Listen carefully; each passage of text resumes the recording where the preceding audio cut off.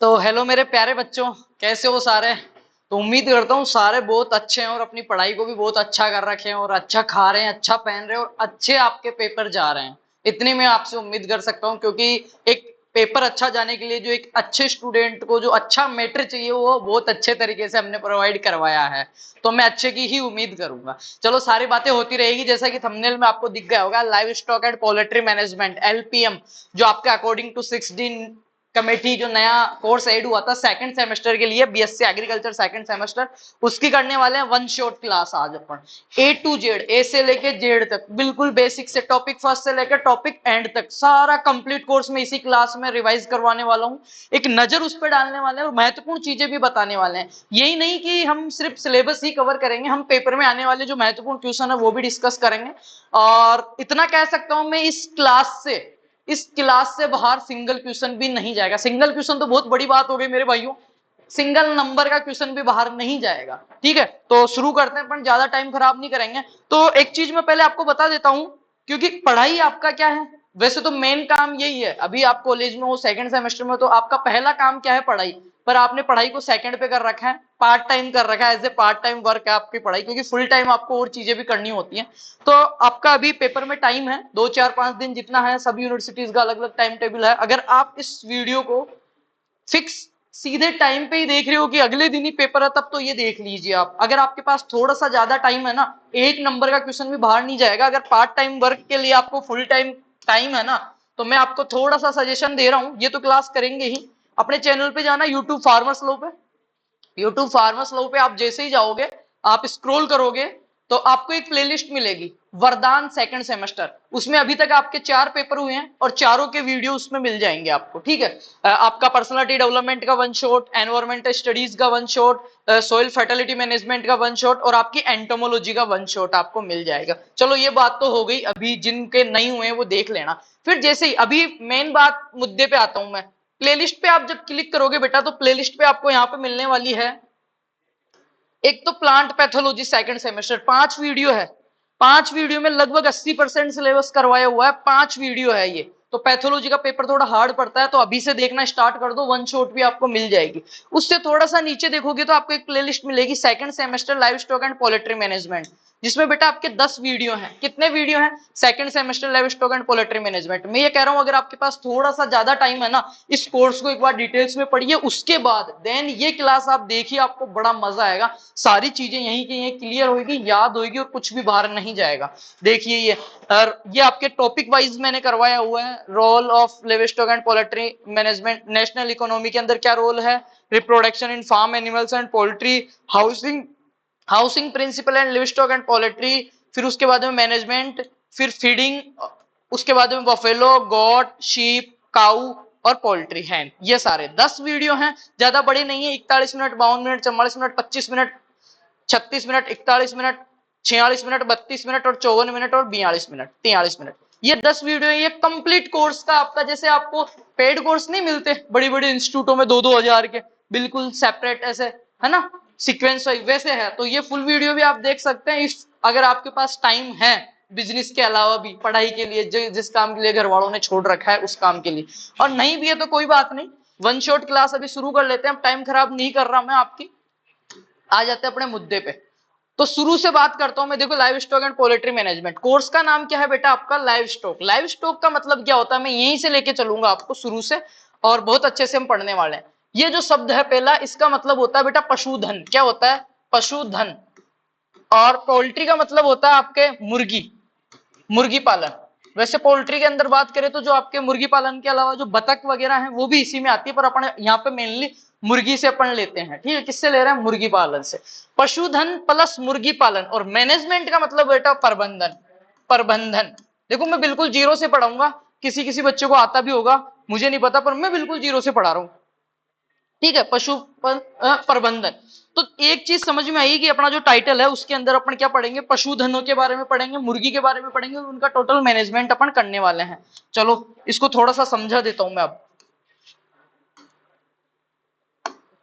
पशुधन किसे कहते हैं, मेरे को एक चीज समझाना। लाइव स्टॉक या पशुधन किसे कहते हैं, पशुधन किसे कहेंगे। वे सभी पालतू पशु जिनको मनुष्य अपने लाभ के लिए वो हो सकता है दूध दही घी बेचने के लिए, चमड़ा बेचने के लिए, गोबर बेचने के लिए, खाद बेचने के लिए, बोझा ढोने के लिए, या खेती के पर्पज से, या फिर सवारी के लिए, किसी भी वे में वो उसको धन को उसको यूज कर रहा है, उसको पाल रहा है, उसको पालतू अवस्था में रख रहा है, उसको क्या कहेंगे? पशुधन। इसमें अपन कह सकते हैं कि एक तो ये डेफिनेशन आपकी आएगी कि लाइव स्टॉक किसे कहते हैं। तो लाइव स्टॉक क्या होता है? वे सारे पशु जो किसान या मनुष्य अपने घर पे पालतू अवस्था में अपने लाभ के लिए पालता है, अपने लाभ के लिए, अपने बेनिफिशियल चीजों के लिए पालता है, अपने यूज के लिए, अपने यूटिलाइज के लिए पालता है, उन सब वो पशुधन कहते हैं। क्या कहते हैं बेटा? पशुधन उनको कहते हैं। ठीक है। अब पशुधन की अगर मैं छोटी सी डेफिनेशन की बात करूं आपके सामने थोड़ी सी, तो वे सारे पशु, ठीक है, एग्जाम्पल में लिख देना डायरेक्ट, गाय, भैंस, कुत्ता, बिल्ली, ये सब पशुधन में ही आ जाएंगे। कुत्ता बिल्ली को अगर माइनर में लेते हैं अपन, मुख्य में क्या आ जाएंगे? आपकी भेड़, बकरी, मुर्गी, ठीक है, ऊंट, सुअर, गधा, ये सब किसमें आते हैं? Live stock. घोड़ा। अब ये जितने भी मैंने प्राणियों के नाम लिए हैं, पशुओं के नाम लिए हैं, गाय भी अपने यूटिलाइज के लिए किसान पालता है, मनुष्य पालता है, भैंस भी पालता है, कुत्ता बिल्ली भी पालते हैं, ठीक है। भेड़, बकरी, मुर्गी, ऊंट, गधा, सुअर, घोड़ा, ये सारे जो है ये क्या है? अपने लाइव स्टॉक्स के एग्जाम्पल्स है। पहली चीज तो ये क्लियर हो गई, पशुधन। दूसरा अपने पास शब्द आया था पोल्ट्री, मुर्गी पालन। मुर्गी पालन। अब मुर्गी पालन में समझना, मुर्गी पालन में मेनली अपन क्या होता है? अपने हंस, बतख, ये जितनी भी चीजें हैं वो सारी उसमें आती है। मेनली जो आती है वो क्या आती है? अपनी हैन। क्या आती है? हैन यानी मुर्गी। अब दो चीज हमारी क्लियर हो गई। तीसरा शब्द अपने पास आता है क्या बेटा? इनका मैनेजमेंट। क्या? इनका मैनेजमेंट। मैं कह सकता हूं प्रबंधन। प्रबंधन। प्रबंधन या मैनेजमेंट में क्या करते हैं? अपन सब किसानों के बेटे हैं, ऐसा तो है नहीं कोई यूएसए से आए, और वहां पे भी पशुपालन तो होता है, क्योंकि ये चीज ही ऐसी है, दूध दही सबको चाहिए होता है, ठीक है, सबको चाहिए होता है। प्रबंधन या मैनेजमेंट में भी चीज समझना, इन दोनों का मिक्स में मैनेजमेंट। मैं थोड़ा सा आपको देखो सिलेबस पे मैं जाऊंगा, टॉपिक वाइज समझाऊंगा, पर मैटर आपके पास खूब पड़ा है। थ्योरी पेपर आप ज्यादा से ज्यादा आपकी समझ में आए, पेपर क्या पूछ रहा, आप क्या सीख रहे हो और कितना लिख पाते हो, वो मैटर करता है। और मैं उसी तरीके से पढ़ाता हूँ, रटाता नहीं हूँ बेटा मैं, ठीक है। तो समझना, सबसे पहले सिलेबस में क्या है मैं नहीं बताऊंगा, आप खुद बताओगे, देखना ध्यान से देखना। ये कौन है? ये आपके घर वाले हैं, ठीक है। ये कौन है? आपके घर वाले हैं। इनको चाहिए क्या? आप छोटे बच्चों, आपके लिए कुछ भी दूध दही के लिए आपके लिए धीणा चाहिए, इसके लिए भैंस या गाय, इनको एक पशु चाहिए। तो सबसे पहले मैं ले लेता हूं गाय माता से, इनको चाहिए एक गाय। तो सबसे पहले क्या करेंगे अपन? देखो मैनेजमेंट किसे कहते हैं? सबसे पहले क्या करेंगे अपन? गाय लेने जाएंगे। कहां जाएंगे? मेले के अंदर जाएंगे, ठीक है। पुष्कर मेले में गए अपन गाय लेने। अब ये पुष्कर मेला है, ये क्या है? पुष्कर मेला है। समझना, मैं चीजों को समझा रहा हूं। ये जो चित्र बना के समझाऊंगा नहीं, इसमें से पूरी डेफिनेशन आएगी, आपकी पूरी डेफिनेशन इसी में आ जाएगी। और बेसिक जिसको कहते हैं ना, फंडामेंटल्स ऑफ एनिमल हस्बेंड्री, जो शब्द यूज होते हैं वो सारे शब्द यहीं से निकल के आ जाएंगे आपके पास, ठीक है बेटा। तो सबसे पहले मैं मेले में गया, ये गायों के 3-4 झुंड थे, एक झुंड ये है, एक झुंड ये है, ठीक है। तो सबसे पहले क्या करूंगा? पशु का मैं क्या करूंगा बेटा? मेरे चयन करूंगा। क्या करूंगा? पशु का चयन करूंगा। फर्स्ट ऑफ ऑल क्या करेंगे? चयन या सिलेक्शन। चयन या सिलेक्शन, या चुनना, या सिलेक्शन। सिलेक्शन सबसे पहला। तो सिलेक्शन या चयन क्या होता है? झुंड में से, किसी झुंड में से अपनी इच्छा अनुसार या योग्य पशु को चुनना। योग्य पशु को चुनना क्या कहलाता है? चयन होता है। पापा जी वहां पे गए, उनको पता था कि बेटे को है ना दूध पीना है, गाय का पीना है, तो उन्होंने देखा कि अपने पास इतनी तो जगह है, इतना अपने पास चारा है, इस हिसाब से अपन रख सकते हैं अपने। और छोटे बच्चे भी, उनको ये गाय मारे भी नहीं, इसके सींग भी छोटे हो, ज्यादा बड़ी भी नहीं हो, अच्छे से घुस भी जाए छैया के अंदर। तो उस हिसाब से अपनी जरूरतों के अनुसार, आपको 10 लीटर दूध चाहिए था, 20 लीटर डेयरी में देने के लिए चाहिए, या सिर्फ आपको पिलाने के लिए चाहिए था, उस हिसाब से अपनी जरूरत के अनुसार इस पूरे झुंड में से आपके पिताजी ने एक गाय चुन ली। एक गाय क्या करी बेटा? चुन ली। एक गाय चुन ली मतलब सिलेक्शन कर लिया। चयन, चुनना या सिलेक्शन किसको कहते हैं? सिलेक्शन या वर्ण। इसका दूसरा शब्द क्या है बेटा? वर्ण। वर्ण करना। वर्ण, जैसे सीता माता ने किया था आपने योग्य पति का वर्ण किया था, योग्य दूल्हे का। वर्ण का मतलब होता है चयन करना, सिलेक्शन करना। तो उन्होंने भी उनकी डिमांडों के हिसाब से, जिन्होंने धनुष उठाया वो किया, उसको चयन कर लिया। उसी हिसाब से आपके पापा ने आपकी डिमांड्स के हिसाब से गाय का क्या किया? सिलेक्शन या चयन किया। कहां से किया? एक झुंड में से, जिसमें कि बहुत सारी गायें खड़ी थी। ये एक झुंड है, जिसमें 50 गायें खड़ी थी, 50 की 50 गायें आपके पापा ने देखा, घूमा फिरा और उनको एक गाय जो उनकी जरूरतों को पूरा कर रही थी उसका सिलेक्शन या चयन कर लिया, उसको उनमें से पसंद कर लिया कि भाई साहब ये गाय मैं लेके जाऊंगा। वो उनके बजट में भी आ रही थी, सारी चीज में आ रही थी, तब उन्होंने चयन किया कि भाई साहब ये गाय मेरे को दे दो, ये मेरे मुन्ना को दूध पिलाने के लिए मेरे को चाहिए। तो मुन्ना के लिए उन्होंने गाय ले ली, उसको क्या बोलेंगे? सिलेक्शन, चयन या वर्ण। फिर से डेफिनेशन सुनना बेटा, किसी झुंड में से, पशुओं के झुंड में से किसी एक पशु को या इच्छित पशु को, एक पशु को या इच्छित पशु को चुनना क्या कहलाता है? सिलेक्शन या वर्ण कहलाता है। चलो भाई साहब चुन के लिए आए, ये यहाँ पे, ये आपका घर है, यहाँ पे ये आ गई आपकी गाय माता, ठीक है, ये गाय माता आ गई आपकी। अब क्या करेंगे? चुन के ले आए गाय। जब चुनने गए ना तो वहां पे आपके पापा के सामने बहुत सारी चीजें सामने आई कि यार मैं गाय ले तो रहा हूं, पर किस बेसिस पे लूं, अच्छी गाय कैसे मिलेगी मेरे को, क्या करूं क्या नहीं करूं, ठीक है। झुंड में से अपने उद्देश्य की प्राप्ति के लिए इच्छित गुणों वाले पशु को चुनना क्या कहलाता है भाई? क्या कहलाता है? सिलेक्शन या वर्ण कहलाता है। उसके बाद में आपको देखो चुनने के दो तरीके होते हैं। ये कोई झुंड है, इसमें से गायें चुनने के दो तरीके होते हैं। एक तो होता है नेचुरल, कृत्रिम चयन, उसको अपन छोड़ देते हैं, उसमें कुछ नहीं है। दूसरा है, पहला होता है नेचुरल, प्राकृतिक चयन, प्राकृतिक या नेचुरल सिलेक्शन। सेकंड होता है कृत्रिम चयन। क्या होता है बेटा? कृत्रिम चयन, या जिसको अपन कह सकते हैं अपने अपने के द्वारा चयन करना, कृत्रिम चयन। कृत्रिम चयन की 5 विधियां हैं इसमें। कितनी विधियां हैं? 5 विधियां हैं। अब यहाँ पे समझना, मैं स्लाइड एड कर लेता हूं, इस चित्र को बाद में देख लेंगे। सबसे पहले आपके पापा क्या करने गए? एक गाय लेने गए और उन्होंने अपनी इच्छा के अनुसार एक झुंड में से एक गाय का, अपने गुणों के अनुसार, अपनी आवश्यकताओं के अनुसार एक गाय को चूज किया, उसको बोलते हैं चयन। झुंड में से किसी इच्छित पशु को, गुणधारी पशु को चुनना सिलेक्शन या चयन कहलाता है। अब अपन यहाँ पे देख लेते हैं चयन की विधियां। मैंने आपको बताई बेटा चयन की मेनली 2 विधि, एक तो प्राकृतिक नेचुरल सिलेक्शन, दूसरा मैंने बताया कृत्रिम इंडिविजुअल, कृत्रिम चयन, मतलब उसके गुण देख दिखा के।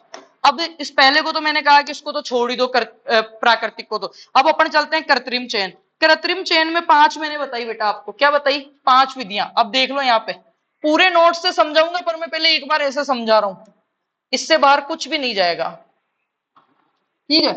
सबसे पहली जो विधि थी वो थी व्यक्तिगत चयन, इंडिविजुअल बोलते हैं इसको, व्यक्तिगत चयन, इंडिविजुअल सिलेक्शन। क्या बोलते हैं बेटा इसको? इंडिविजुअल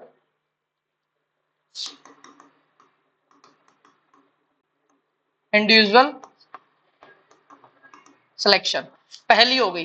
दूसरी कौन सी है आपकी? पहली हो गई इंडिविजुअल सिलेक्शन, दूसरी हो गई बेटा आपकी वंशावली चयन या पेडागिरी या फैमिली सिलेक्शन। वंशावली चयन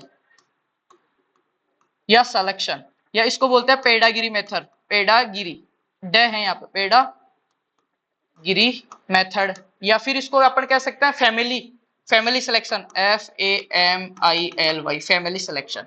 थर्ड नंबर पे बात कर लेते हैं बेटा अपन। थर्ड नंबर की आपकी जो विधि है मोस्टली वो कौन सी है? शो रिंग सिलेक्शन, प्रदर्शन वर्थ चयन या चयन, show ring, SHOW, show ring. अभी समझना इसको आपको। चौथी विधि के बारे में बात अगर मैं करूं तो चौथी विधि है आपकी गुणांक पत्र विधि या स्कोर कार्ड। कौन सी है? गुणांक पत्र विधि, गुणांक पत्र विधि, या मैं कहूंगा score card, SCORE, score card.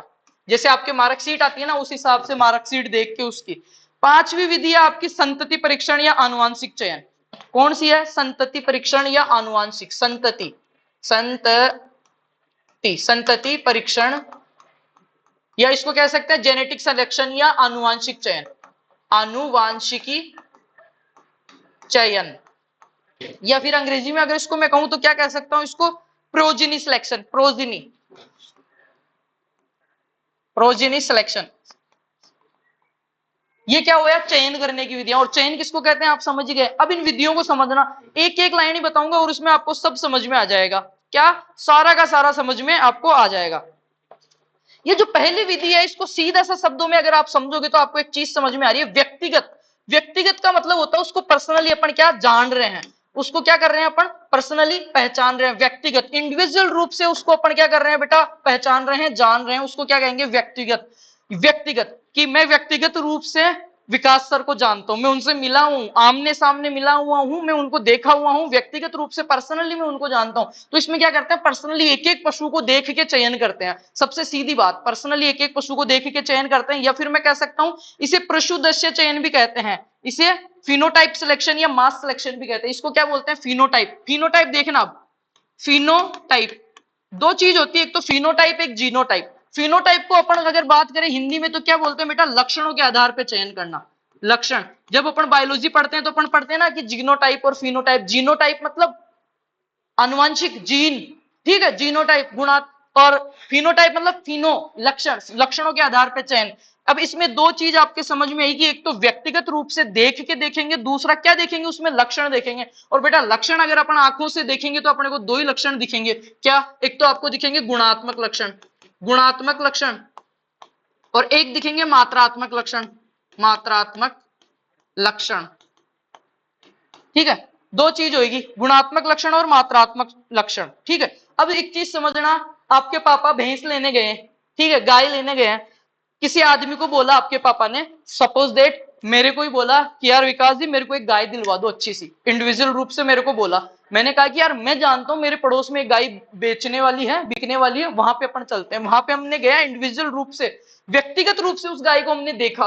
क्या किया, व्यक्तिगत रूप से देखा। और क्या देखा, फिनोटाइप बोलते हैं इसको। फिनोटाइप मतलब उसके लक्षण देखे। तो आपके पापा ने लक्षण देखे उसके, मात्रात्मक लक्षण।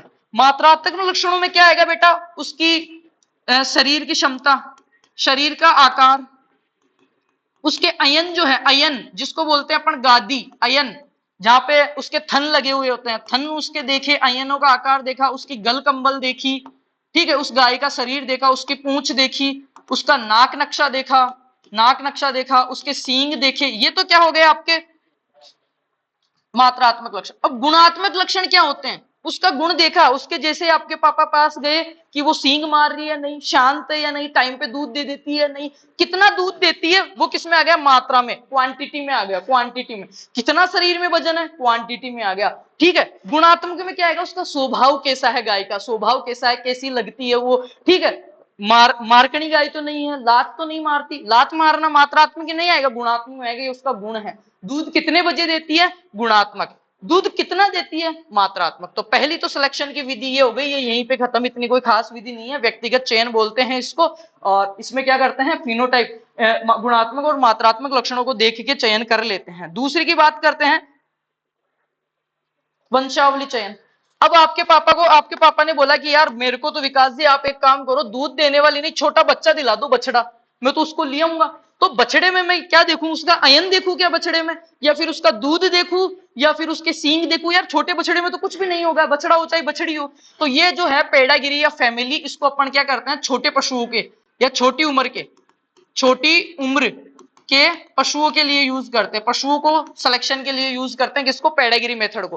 पेडागिरी मेथड जो है हमेशा वो वंशावली चेन, इसको क्या बोलते हैं, वंश। अब आपको समझ में आ रहा होगा, इसको समझना। आपके लिए लड़की देखने गए हैं, आपके पापा लड़की देखने गए हैं, तो लड़की में दो चीज देखेंगे, मात्रात्मक और गुणात्मक। स्वभाव कैसा है, मात्रात्मक, मोटी है, काली है, गोरी है, वो चीज देख के सिलेक्शन कर लिया। और इंडिविजुअल रूप से आमने सामने देख के कर लिया, वो तो हो गई। अब दूसरी, आप बड़े थे, 22 साल के थे, तब आपके लिए 20 साल की लड़की देखने गए, तो लक्षण उन्होंने देख लिए। पर आप छोटे से हैं, आप 6 महीने के हैं, पहले के पूर्वज बहुत पहले सगाई करके चले जाते थे, आप बहुत छोटे से हैं, और उस टाइम अगर आपकी सगाई करनी है तो आप क्या देखोगे, एक जो बच्ची होती है, छोटी बच्ची है, बच्चा बिल्कुल शिशु, उसमें आप क्या देखोगे, उसमें कि बड़ा होकर ये हष्ट पुष्ट बनेगा, हाइट कितनी रहेगी, वजन कैसा रहेगा, रंग कैसा रहेगा, नाक नक्शा, दांत कैसे उगेंगे, ये तो नहीं देख सकते ना। तो आप क्या देखोगे, उसके खानदान को देखोगे, उसके खानदान को देखोगे मतलब उसकी फैमिली को देखेगा, उसकी मम्मी कहाँ की है, उसका पापा कहाँ का है, उसके दादा दादी कहाँ के थे, दादी के घर वाले कहाँ के हैं, उसका पूरा बायोडाटा आप देखोगे। वंशावली चयन इसको बोलते हैं। उसके वंश को देख के ही आप अनुमान लगाओगे कि ये आगे जाके कैसा बनेगा, इसकी संगति कैसी रहेगी, मेरा जवाई या मेरी बहू कैसी रहेगी। तो वो सेम चीज इसमें आती है, वंशावली चयन इसको बोलते हैं, पेडागिरी या फैमिली मेथड इसको बोलते हैं बेटा, फैमिली सिलेक्शन इसको बोलते हैं। पशु के पूर्वजों या वंशों का अभिलेख देखकर पशु का चयन किया जाता है, पशु के पूर्वजों को देख के, पशु के पूर्वजों को, इसमें क्या करना होता है, रिकॉर्ड रखना पड़ता है अपने को पशुओं का, कि हमारी जो भैंस है वो मुर्रा नस्ल की थी, यहाँ से हरियाणा से लाए थे, फिर इसको इस दूसरी नस्ल से हमने क्रॉस करवाया, फिर इसके ये वाली बछड़ी हुई, ये पाड़ी हुई, इस पाड़ी का क्रॉस हमने वहां पे करवाया, इसके बाद में ये इसकी बछड़ी है, ये इसकी पाड़ी है, इसको आप खरीद सकते हो। इसको मतलब उनका खानदान का रिलेशन देख के छोटे बच्चों को चूज करने की विधि है, छोटी उम्र के पशुओं को। सेकंड, तीसरी प्रदर्शन वर्त, ये जो आपके पापा मेले में गए थे ना पुष्कर, गोल गोल पूरे पशु खड़े थे, उनमें से एक पशु को सिलेक्शन किया और पिकअप में चढ़ा के घर लिया है, उसको बोलते हैं प्रदर्शन वर्त या शोरिंग। फिर आती है सबसे मेन विधि, गुणांक पत्र विधि, scorecard method. Scorecard method में क्या होते हैं, पशुओं के अंक निर्धारित किए जाते हैं, अंक निर्धारण किया जाता है। एक चीज याद रखना, 10.5 सा डे द श 10.5, इसमें 100 नंबर में से पशु को नंबर दिए जाते हैं। इसमें क्या करते हैं, 100 नंबर में से पशु को नंबर दिए जाते हैं, और 75 से कम का जो नंबर आ रहे हैं ना, उस पशु को नहीं रखना चाहिए, मतलब वो ठीक ठाक श्रेणी से, 75 से ऊपर वाला अच्छा आता है। तो इसमें सबसे बेस्ट मेथड है पशुओं के चयन का, क्या है, पापा को बोल देना भैंस लाई, तो सबसे बेस्ट मेथड है पापा पशु गुणांक पत्र विधि, स्कोर कार्ड मेथड। इसमें क्या होता है, पशु को अंक निर्धारित किए गए 30 20 30 20। अब देखो सा का मतलब हो गया क्या, यहाँ पे पहला जो शाह है उसका हो गया सामान्य स्वरूप, सामान्य स्वरूप, समझना थोड़ा सा। पहले सा का मतलब क्या हो गया यहाँ पे, सामान्य स्वरूप, स्वरूप, सामान्य स्वरूप। 30 नंबर दिए हैं स्वरूप के। स्वरूप में क्या आ गया, नाक, नक्शा, सींग और पूंछ। फिर आ गया डेयरी गुण, डेयरी, 60 डेयरी के 20 नंबर हैं। फिर आ गया दुग्धांग, दुग्धांग, दुग्धांग में आ गया उसका अयन और उसके थन, उसके दे दिए 30 नंबर। और फिर शारीरिक क्षमता, इस दूसरा जो स है उसका हो गया शारीरिक क्षमता, कि उसकी शरीर कैसा, क्या रोग वोग तो नहीं है, उसके हो गए 20। तो 30 20 50, 30 20 50, 100 नंबर हो गए। और जिस पशु के ऑल ओवर इन चारों चीज के मिला के 75% से ऊपर नंबर आ रहे हैं उसको सिलेक्शन करना चाहिए, और ये सबसे बेस्ट मेथड है। इसमें देखो उसकी सुंदरता को दिए 30 नंबर, उसके डेयरी के गुणों को दिए 20 नंबर, उसके दुग्धांग को दिए 30 नंबर, उसके शारीरिक क्षमता जो है बेटा उसको दिए हैं इसमें 20 नंबर। 0 से 50 अगर नंबर आ रहे हैं तो वो क्या है, बिल्कुल कम श्रेणी का है। 50 से 75 के आ रहे हैं तो ठीक ठाक है, और 75 से ऊपर आ रहे हैं तो बेस्ट है वो, क्या है बेटा, बेस्ट है वो।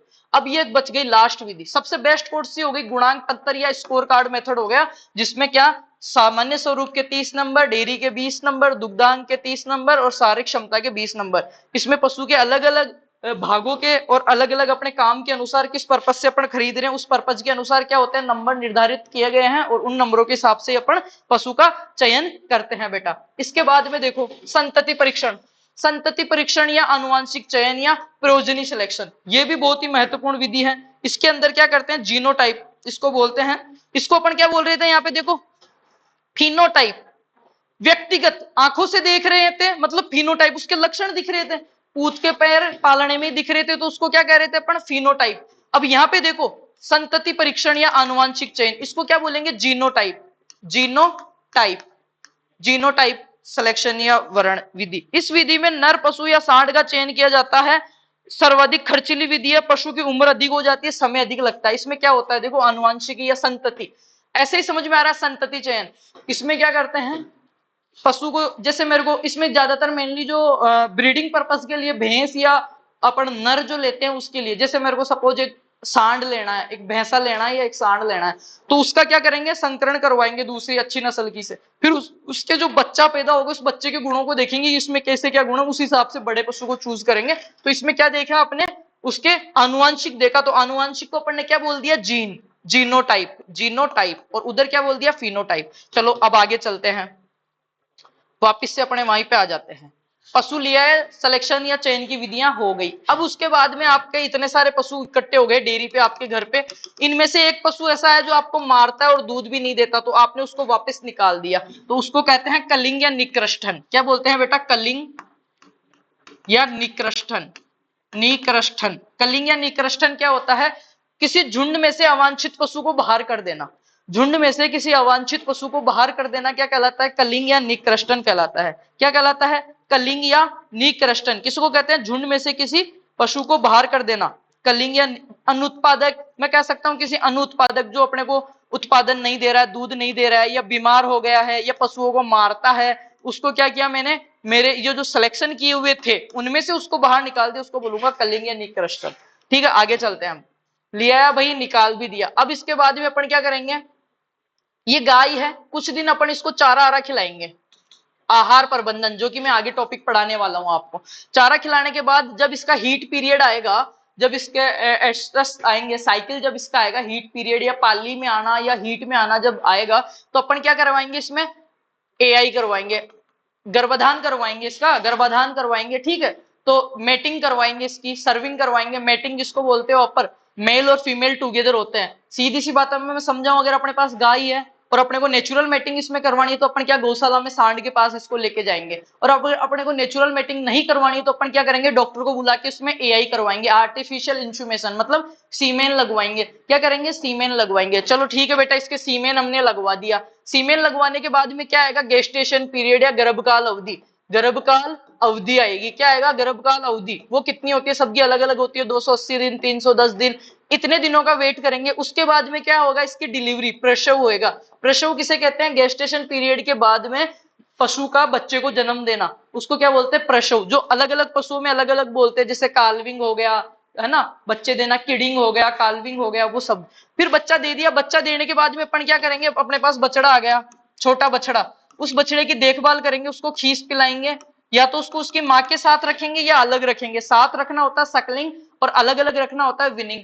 खीस इस पिला दी, ये बड़ा हो गया, ठीक है, ये बड़ा हो गया। फिर ये बड़ा हो गया तो इसके क्या करेंगे, अपन सींगों को काटेंगे या सींगों को दबाएंगे। तो पशु के सींगों को काटना या दबाना क्या कहलाता है, डिसबडिंग या डिसहॉर्निंग, डिसबडिंग या डिसहॉर्निंग। फिर सींगों को काट दिए, फिर अपन हो सकता है इसको मांस के लिए पाल रहे हो बकरे को, तो अपन क्या करेंगे, उसके सींगों को तो काट ही दिए, उसको वैसेक्टोमी करेंगे, नसबंदीकरण उसका करेंगे, कच्चे उसके करेंगे, तो उसको क्या बोलेंगे, वैसेक्टोमी बोलेंगे। तो वो दो प्रकार से होता है, उसके बारे में हमने पढ़ लिया। उसके बाद में अपन उसको निलाएंगे, पशु खरहरा, ग्रूमिंग करेंगे उसको, खरहरा करना या ग्रूमिंग करना, पशु को निलाना दिलाना, वो चीजें करेंगे। उसके बाद में अपन क्या करेंगे, उसको रखने के लिए बाड़ा चाहिए अपने को, तो रखने के लिए अपन बाड़ा बनाएंगे। बाड़े में दो विधियों से उसको रखते हैं, एक तो टेल टू टेल और एक हेड टू हेड, पूंछ से पूंछ विधि और मुंह से मुंह विधि, वो पढ़ेंगे। उसके बाद में अपन उसको क्या खिलाएंगे, दोबारा से चारा खिलाएंगे। तो चारा अपन को इकट्ठा करना है, तो उसके बारे में अपन पढ़ेंगे साइलेज और है, साइलेज और है। ऐसे करके अपना सिलेबस कंप्लीट हो जाएगा, ऐसे करके अपना सिलेबस कंप्लीट हो जाएगा। अभी अपन इतनी देर से पढ़ रहे थे, अब अपन चालू करते हैं अपने मेन टॉपिक को। समझ में आया या नहीं आया बेटा? अब ज्यादा टाइम नहीं लगेगा, ठीक है, अब तो धड़ाके से अपन पढ़ ही लेंगे, ज्यादा टाइम नहीं लगाएंगे। चलो ऊपर चलते हैं, ये आपका सिलेबस है। सबसे पहले देखेंगे role of livestock, national economy में क्या रोल है वो चीज बताऊंगा मैं, कि पशुधन का अपनी नेशनल, राष्ट्रीय जो इकोनॉमी है, आर्थिक व्यवस्था है, अर्थव्यवस्था है, उसमें क्या रोल है पशुओं का। उसके बाद में देखेंगे रिप्रोडक्शन इन फार्म एनिमल्स, इनमें रिप्रोडक्शन कैसे होता है। फिर हाउसिंग प्रिंसिपल, रखते कैसे कैसे हैं, दूरी कितनी चाहिए, different species livestock and poultry management का। फिर क्या देखेंगे, growing heifers and milch animals, heifer मतलब बछड़े, नवजात बछड़े की देखभाल कैसे करेंगे, खीस कैसे पिलाएंगे, कितना पिलाएंगे, किस टाइम पिलाएंगे, वो चीज देखेंगे। उसके बाद में अपने को देखना मैनेजमेंट ऑफ शीप गोट, ये सब देखने के बाद में ब्रीड्स इनकी देखेंगे, इनके डिजीज अपन देखेंगे, न्यूट्रिएंट्स इनके देखेंगे, देन डिजीज मैनेजमेंट, और आपका सिलेबस कंप्लीट। चलो शुरू करते हैं अपन। अब यहां तक जिसने क्लास देखी है, क्लास को लाइक कर दो, एक प्यारा सा कमेंट कर दो, और आपके जितने भी ग्रुप्स हैं, चाहे व्हाट्सएप हो, चाहे इंस्टा हो, चाहे स्नैप हो, चाहे टेलीग्राम हो, सब पे एक बार शेयर कर दो क्लास को, ठीक है। अब अपन यहां से शुरू हो गए हैं, बिल्कुल सीक्वेंस वाइज सिलेबस को करते हुए चलेंगे, मजा आने वाला, आपको बहुत आनंद आएगा आपको पढ़ने में, ठीक है बेटा। ये इसको मैं यहाँ पे कर लेता हूँ, क्योंकि ये चिपक जाएगा ना, तो फिर आवाज नहीं आएगी सही से। चलो ठीक है, आ रही है। Livestock plays a vital role in the national economy of many countries, including India. Here are some details on the role of livestock in the national economy. पशुपालन क्या करता है, बहुत सारे देशों के अंदर उनकी आर्थिक स्थिति में जो है, उनकी अर्थव्यवस्था में बहुत अहम रोल निभाता है।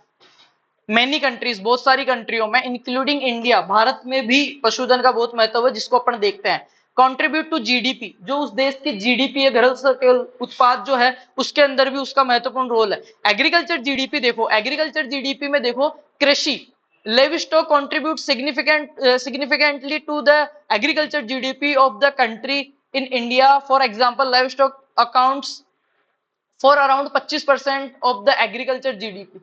जो टोटल कृषि की जो जीडीपी है उसके अंदर लगभग 25% जो भाग है वो किसका है, आपका एनिमल्स का है। किसका है, पशुधन, लाइव स्टॉक का है। किसका है, पशुधन का। समझना, हेडिंग समझना मेरी, कि पशुधन जो है वो सभी देशों के अंदर, बहुत सारे देशों के अंदर उनकी इकोनॉमी में महत्वपूर्ण रोल निभाता है, भारत के अंदर भी निभाता है। हम देखते हैं इसको। तो सबसे पहले हमने देखा कि भारत के अंदर पशुधन का महत्व, तो उसमें पहला ऑप्शन आता है कि कृषि, कृषि जीडीपी, एग्रीकल्चर जीडीपी के अंदर इसका महत्व कितना है। तो एग्रीकल्चर जीडीपी के अंदर आपका जो एनिमल प्रोडक्शन है वो 25% कंट्रीब्यूट करता है, around 25% of the agriculture GDP. National GDP अगर बात करूं, पूरी ऑल ओवर जीडीपी के अगर अंदर मैं बात करूं, तो उसमें लगभग 4 से 5% कौन निभाता, आपका live stock sector, accounting for the around 4 to 5% of India national GDP.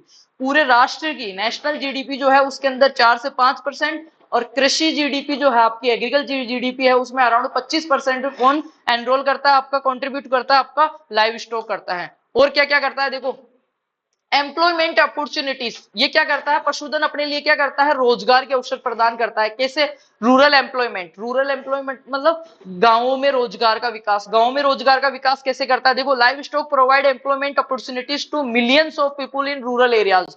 लाखों लोगों को ग्रामीण क्षेत्रों में पशुधन ने क्या किया है, रोजगार प्रदान किया है। जैसे कि देखो particularly, particularly in developing countries, developing जो कंट्रीज है उनमें भी जॉब क्रिएशन, एक तो क्या करता है, ग्रामीणों का विकास करता है, रूरल एम्प्लॉयमेंट, ग्रामीण क्षेत्रों के अंदर पशुधन से क्या होता है, लाखों लोगों को रोजगार मिलता है। जॉब क्रिएशन, नौकरी की उत्पलबंधता बढ़ती है, लोगों को काम मिलता है। कैसे मिलता है, देखो the live stock sector create jobs not only in farming but also in related industries such as feed manufacturing, veterinary service and meat production या प्रोसेसिंग।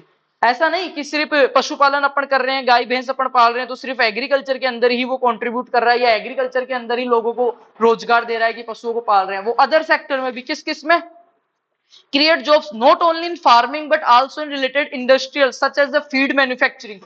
बंटा बनता है अपने, बाट बाट बनता है, खड़ बनती है, कैल्शियम बनती है, पाउडर बनता है, चूर्ण।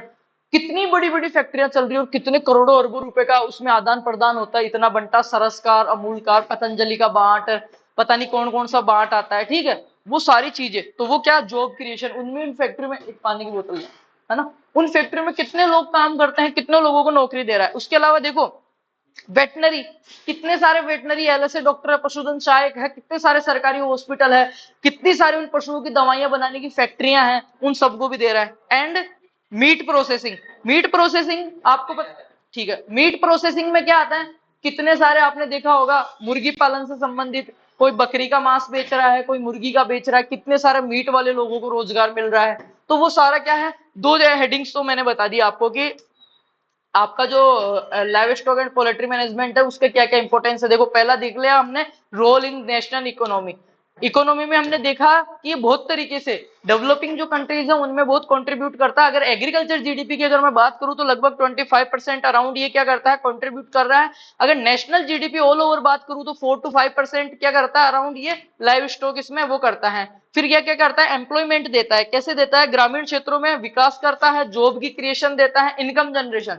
ये देखो इनकम जनरेशन क्या करता है, पैसा भी बनाता है। फार्म इनकम, फार्म इनकम का मतलब जो अपना फार्म है पशु, उसमें अगर पशु रखेंगे तो डेली अपने को पैसे मिलेंगे दूध बेच के, तो फार्म इनकम को बढ़ाता है। Livestock provide the significant source of income in the farmers particularly small scale farmer, जो छोटे किसान है जिनके घर में एक दो गाय भैंस है, उनके लिए ये क्या करता है, फार्म इनकम, उनका खर्चा चलाने के लिए। एक्सपोर्ट अर्निंग्स, इसमें क्या होता है देखो, such as the meat, dairy and leather. आपका डेयरी के प्रोडक्ट्स हैं बहुत सारे ऐसे हैं जो विदेशों में बिकती है, मिठाइयां अपने दूध से बनी हुई चीजें जाती है, कुछ लेदर प्रोडक्ट्स जाते हैं, कुछ ऐसे अपने पास पशु हैं जिनकी मीट हमारे यहाँ से एक्सपोर्ट होती है, तो उससे क्या होती है अपने को एक्सपोर्ट इनकम भी, एक्सपोर्ट अर्निंग्स भी होती है। Livestock products such as the meat, meat, dairy और लेदर। लेदर आपको पता है कितना महंगा जाता है, जो आपके जारा वगैरह हैं जिनके बेल्ट बनते हैं, गुच्ची वगैरह हैं, जूते बनते हैं, लेदर शूज बनते हैं, लेदर बेल्ट्स बनते हैं, तो वो इतना महंगे महंगे आते हैं। कोई कौन से पशु के चमड़े के बनते हैं, कोई कौन से पशु के चमड़े के बनते हैं,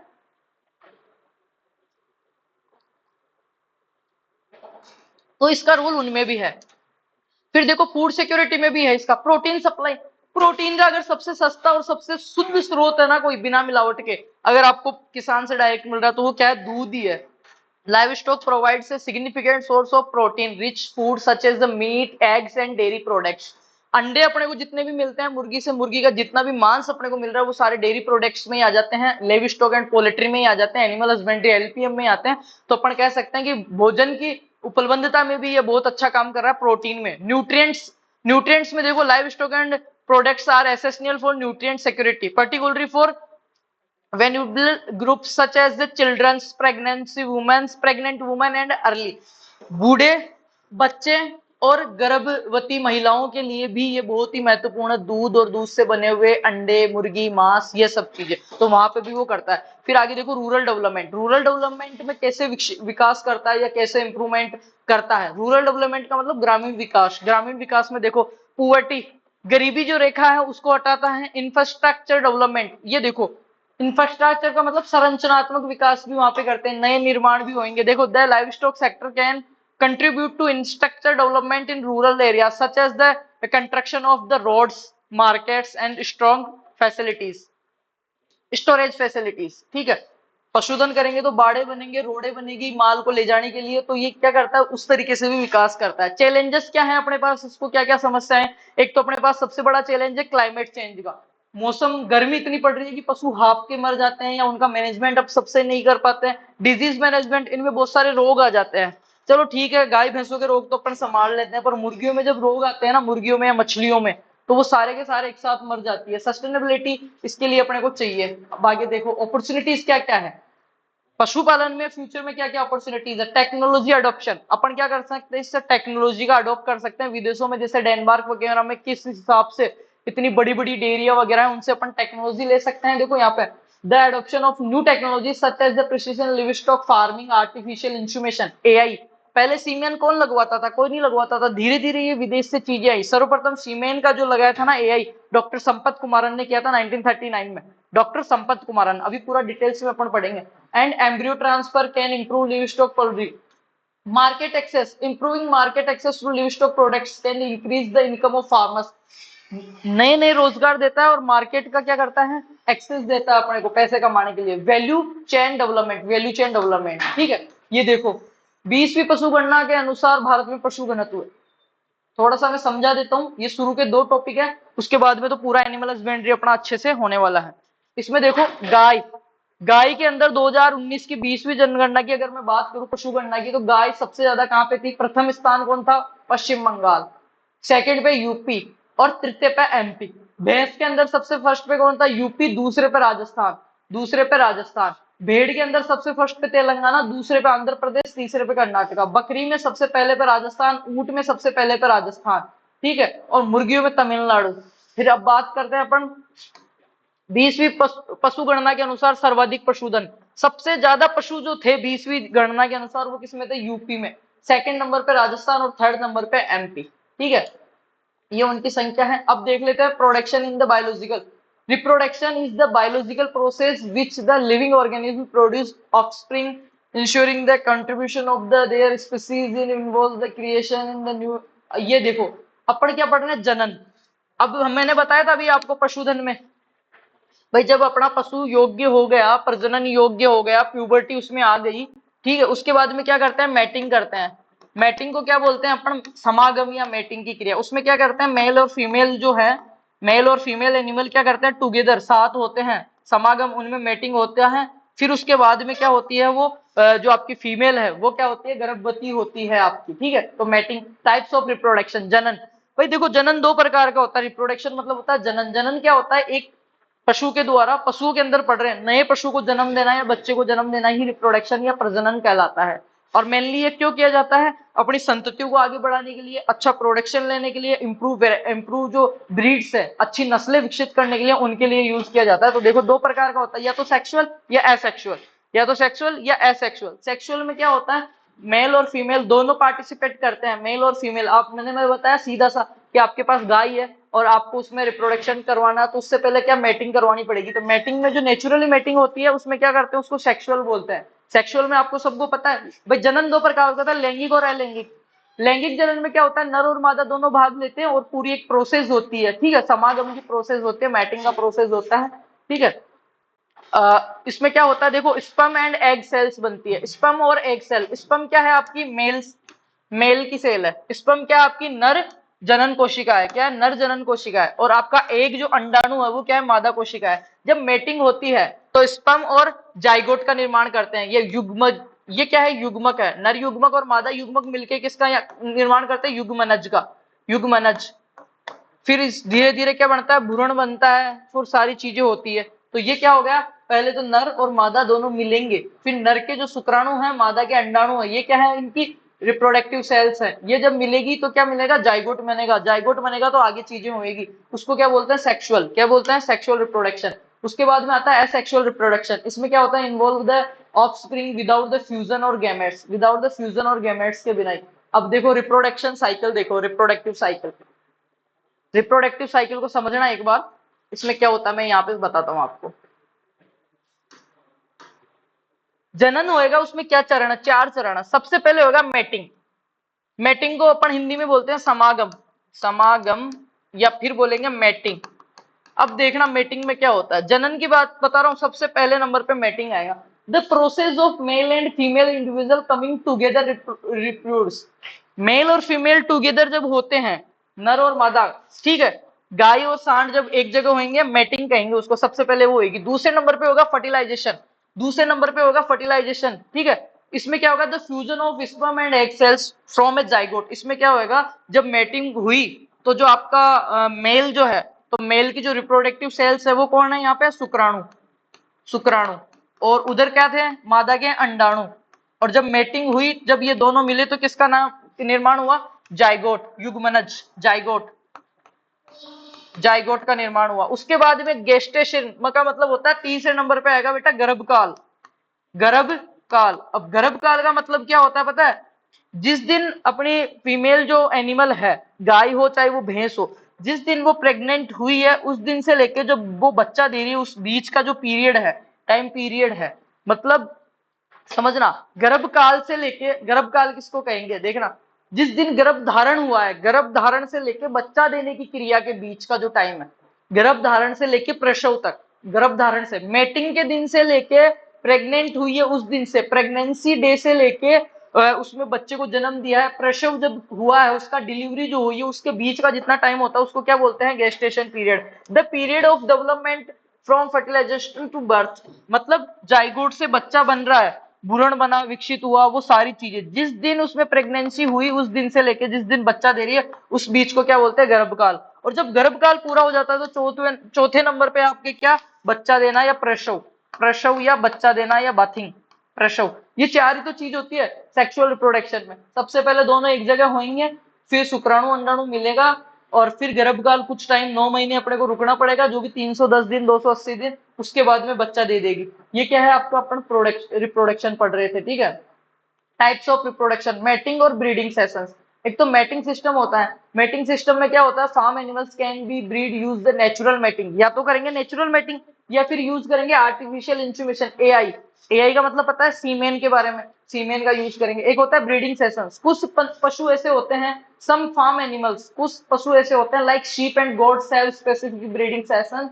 आपने देखा होगा भेड़ और बकरियां, या फिर अपन बात करें अगर कुत्तों की, तो कुत्तों का एक स्पेशली सीजन होता है, एक सेशन आता है, उसी टाइम वो ज्यादा से ज्यादा क्या करता है, रिप्रोडक्शन करते हैं।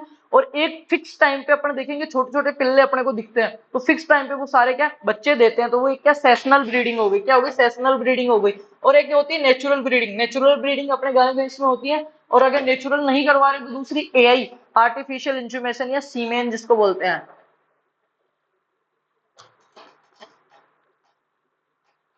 आगे चलते हैं।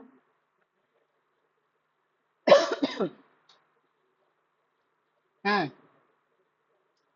इंपोर्टेंस ऑफ रिप्रोडक्शन, प्रजनन के क्या क्या लाभ हैं, देखो क्या क्या महत्व है। कॉन्टेनिंग ऑफ स्पीसीज, उनकी जातियों की निरंतरता को बनाए रखना, जेनेटिक डाइवर्सिटी, आनुवंशिक विविधता को बनाए रखना, इवोल्यूशन मतलब विकास, क्रमागत विकास करना, फैक्टर्स अफेक्टिंग रिप्रोडक्शन, ऐसे कौन कौन से कारक है जो रिप्रोडक्शन को इफेक्ट करते हैं। न्यूट्रिएंट्स, अगर अल्प विकसित है या फिर अपन कह सकते हैं कुपोषित है, तो वो स्वस्थ नहीं है, तो वो अच्छे से क्या जनन नहीं कर पाएगा, चाहे वो मादा हो चाहे वो नर हो, पशुओं की बात हो रही है। हेल्थ, अगर डिजीज उसके हो रखे हैं तो वो क्या करेंगे, यहाँ पे देखो nutrients, nutrient essential for reproductive health for animals and poultry. Health में देखो disease and parasites can negatively impact to reproductive performance. Reproductive performance उसमें अगर आपको कोई डिजीज हो रखा है, आपके पशु के ऊपर कोई पैरासाइट है, चिचड़ियां वगैरह है, तो वो उतना अच्छे से हेल्थी रिप्रोडक्शन नहीं कर पाएगा। स्ट्रेस है तो बिल्कुल ही, देखो stress can be dispute reproductive cycle and reduce fertility. Stress जो तनाव जो है ना, वो क्या करता है, आपकी जो रिप्रोडक्टिव क्षमता है, रिड्यूस क्षमता, फर्टिलिटी जो है, उर्वरता जो है, क्षमता जो है, उसको क्या करता है, कम करता है। और जेनेटिक फैक्टर भी मैटर करते हैं। Best practice for reproductive management, क्या करें, उनका रिकॉर्ड रखिए, ब्रीडिंग प्रोग्राम देखिए, हेल्थ मॉनिटरिंग कीजिए, न्यूट्रिएंट उनको दीजिए। चलो ये तो अपने जो पहला और दूसरा टॉपिक था वो मैंने आपको बता दिया, और ये इनको सही से समझना है ना आपको एक बार बहुत अच्छे से। तो मेरे कहने से एक बार जो क्लास है ना अपनी, मैंने जो अभी बताया था प्लेलिस्ट में, वो क्लासे देख लेना, बड़ा मजा आ जाएगा। अब आ गए हैं अपन अपने टॉपिक पे ऊपर, अब ज्यादा टाइम नहीं लगेगा, अब धम धम से अपन खींचने वाले हैं अपना पॉइंट। चलो शुरू कर देते हैं। सबसे पहले वैज्ञानिक नाम से शुरू करेंगे। विभिन्न प्रजातियों के वैज्ञानिक नामकरण हेतु binomial culture two term naming system जो है कैरोलस लीनियस ने दिया था। जैसे अपन गाय भैंस का नाम याद करते हैं, जैसे गाय का नाम है, ठीक है, गाय का नाम है, अपनी देसी गाय का नाम बोस इंडिकस। तो दो शब्द आते हैं, बोस इंडिकस, इसको बोलते हैं द्विनाम पद्धति। द्विनाम पद्धति ये किसने दी थी, कैरोलस लीनियस ने दी थी। किसने दी थी बेटा, कैरोलस लीनियस ने दी थी, 1753 में दी थी। इसके बाद में देखो बायोनोमिकल नोमेनकल्चर हेतु लैटिन भाषा को चुना गया। ये कौन सी भाषा में लिखा गया नाम है, लैटिन भाषा में लिखे गए नाम है, ठीक है। बायोनोमिकल नोमेनकल्चर सिस्टम के हिसाब से किसी भी जीव के वैज्ञानिक नाम में दो भाग होते हैं। जो पहला भाग होता है वो होता है उसका जीनस, जो बॉस है वो पहला भाग क्या है, इसका जीनस है। और दूसरा है स्पीसीज इंडिकस, वो क्या है, इसकी जाति है। जैसे बॉस लग गया किसके, गाय के। और मैं बात कर रहा हूं यहाँ पे देसी मतलब भारतीय मतलब इंडिकस। सेम समझना, बॉस, बॉस का मतलब हो गया इनका जीनस। जीनस क्या हो गया कि हाँ एनिमल है उसमें काऊ है। और फिर देखो विदेशी मतलब बाहर की जो गाय है उसको क्या कहूंगा, टाट्रस। टाट्रस, तो ये टाट्रस क्या हो गई, स्पीसीज हो गई, जाति हो गई, कहाँ की, बाहर की, विदेश की। तो इसको समझो। अब अच्छे से चलेंगे यहाँ तक। अब जुड़ जाना यार इस क्लास से, क्योंकि आगे का जो मामला है ना बहुत ज्यादा महत्वपूर्ण मामला है।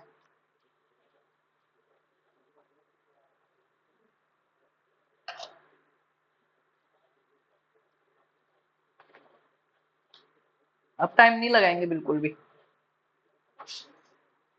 ठीक है। देसी गाय का वैज्ञानिक नाम, जैसे देसी गाय का नाम है बॉस, तो बॉस हो गया इसका जीनस।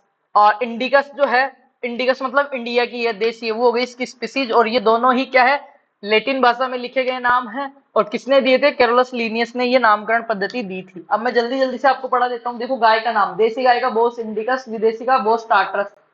भैंस का, भैंसे दो प्रकार की होती है, जलीय भैंसे और स्थलीय भैंसे। तो जलीय भैंस है उसका नाम है बुबेलस बुबेलिस, बुबेलस बुबेलिस। और दलदली जो भैंस है बुबेलस कार्बेंडिस। आगे देखते हैं बकरी, क्रेपा हिरकस। बकरी का नाम क्या है, Capra hircus, Capra CAPRA, Capra hircus. भेड़ का ओविस एरिस। ऊंट को देखो एक कुबड़ वाला है कैमेलिस डोरमेडेरिस, और दो कुबड़ वाला है तो कैमेलस बैक्टीरियंस, बैक्टीरियंस, ठीक है। घोड़े का इक्वस कोलेबस, गधे का, याक का, मिथुन का, कुत्ता, बिल्ली। मुर्गी का नाम देखो, अपने मुर्गी का नाम है गेलस डोमेस्टिकस, गेलस डोमेस्टिकस। ये मुर्गी का नाम क्या है, गेलस डोमेस्टिकस। क्या ये क्या है बेटा, ये जूलॉजिकल नाम है इनकी, क्या है, जूलॉजिकल नाम है। और एनिमल्स है इसलिए जूलॉजिकल नाम है। अगर अपन प्लांट्स पढ़ रहे होते तो बोटनिकल नेम होते, क्या होते। अभी यहाँ पे देखो इस सारणी को समझना, अब बड़ा मजा आएगा इसमें।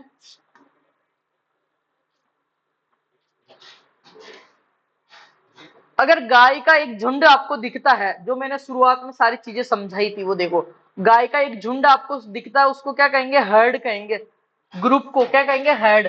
भैंस का झुंड अगर आपको दिख रहा है तो उसको क्या कहेंगे, हर्ड कहेंगे। क्या कहेंगे, हर्ड कहेंगे।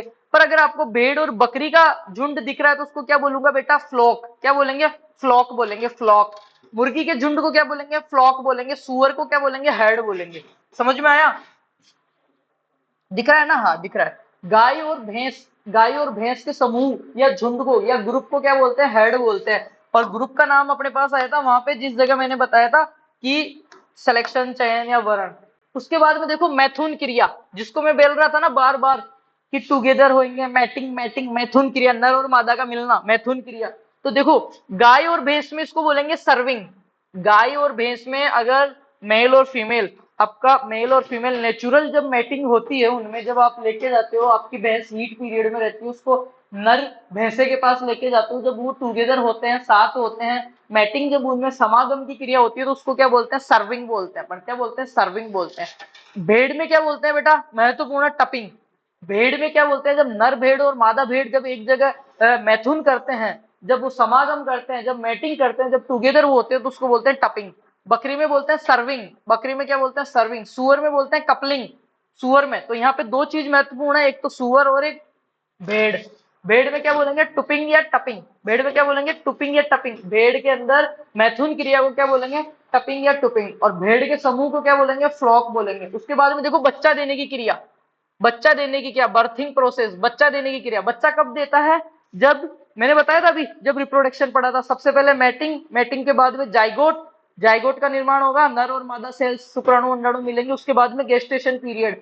गेस्टेशन पीरियड बोले तो गर्भकाल अवधि। गर्भकाल अवधि पूरी होने के बाद में क्या थी? बच्चा देने की क्रिया। तो अब देखो गाय और भैंस अगर बच्चा दे रही हो तो उसको बोलेंगे काविंग। क्या बोलेंगे बेटा? काविंग। गाय और भैंस अगर बच्चा दे रही है तो काविंग कहलाएगी। भेड़ अगर बच्चा दे रही है तो लैम्बिंग। भेड़ में देखो, भेड़ के झुंड को कहेंगे फ्लॉक, भेड़ के अंदर मैथुन को बोलेंगे टपिंग, और भेड़ में बच्चा देने की क्रिया क्या कहलाएगी? लैम्बिंग। क्या कहलाएगी बेटा? लैम्बिंग। और बकरी में बच्चा देना किडिंग। बकरी के अंदर बच्चा देने की क्रिया क्या कहलाएगी? किडिंग कहलाएगी। आपके बकरी के अंदर बच्चा देने की क्रिया किडिंग कहलाएगी। उसके बाद में सुअर में बच्चा देने की क्रिया फोरोविंग, और मुर्गी में देखो हैचिंग कहलाती है। क्या कहलाती है? मुर्गी में हैचिंग कहलाती है। आपकी मुर्गी में क्या कहलाती है? हैचिंग कहलाती है। फिर बात करते हैं नवजात, न्यू बोर्न जो बछड़ा, उसको क्या बोलते हैं? नवजात को क्या बोलते हैं? गाय, गाय में बोलेंगे कॉफ, भैंस में बोलेंगे बफेलो कॉफ। भेड़ के अंदर क्या बोलते हैं? लैम्ब। भेड़ में बच्चा देने की क्रिया लैम्बिंग और छोटे बच्चे को लैम्ब। भेड़ में बच्चा देने की क्रिया लैम्बिंग और छोटे बच्चे को लैम्ब। भेड़ में बच्चा देने की क्रिया लैम्बिंग और छोटे बच्चा लैम्ब।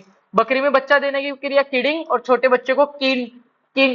ठीक है। और सुअर में बच्चे देने की क्रिया फेरोविंग, और सुअर के बच्चे को क्या बोलते हैं? पिगलेट। क्या बोलते हैं? पिगलेट। पिगलेट। और मुर्गी के अंदर बच्चा देने की क्रिया या अंडा देने की क्रिया हैचिंग, और छोटे बच्चे को क्या बोलते हैं? चिक। क्या बोलते हैं बेटा? चिक। चिक। क्या बोलते हैं? चिक। आगे देखते हैं, यंग फीमेल या युवा मादा। युवा मादा को क्या बोलेंगे? हीफर काफ। हीफर काफ मादा में बोलेंगे लैम्बा, लैम्ब मादा। उसमें बोलेंगे किड, उसमें पिगलेट, उसमें पुलेट। ये इतना महत्वपूर्ण नहीं है, ये है सबसे महत्वपूर्ण। ये देखो प्रौढ़ मादा, अडल्ट फीमेल और अडल्ट मेल को क्या बोलते हैं? अडल्ट, अडल्ट फीमेल है उसको अपन बोलते हैं गाय। ठीक है।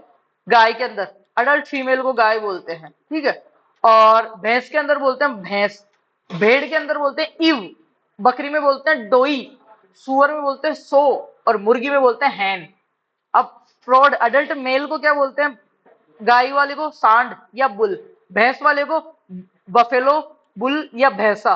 बकरी में देखो, भेड़ के अंदर क्या बोलेंगे? देखना, इव और रैम। इव और रैम। और बकरी में उसको बोलते हैं डोई, और इसमें बोलेंगे नर को बक। बक। बक। ठीक है। बदिया करते हैं कैपोनाइजेशन। कैपोनाइजेशन किसको कहते हैं? मुर्गी में बदियाकरण की क्रिया को कैपोनाइजेशन कहते हैं अपन। और बदियाकृत मुर्गा क्या कहलाता है? कैपन कहलाता है। यहाँ पे देखो, बदियाकृत नर बुल्लक कहलाएगा, बदियाकृत भेड़ वीडर कहलाएगी, बकरी बक कहलाएगी, और मुर्गा क्या कहलाएगा? कैपन कहलाएगा। क्या कहलाएगा? कैपन कहलाएगा। तो ये तो हो गई एक सारणी, इसमें से क्वेश्चन आएगा आपके। आगे बात कर लेते हैं।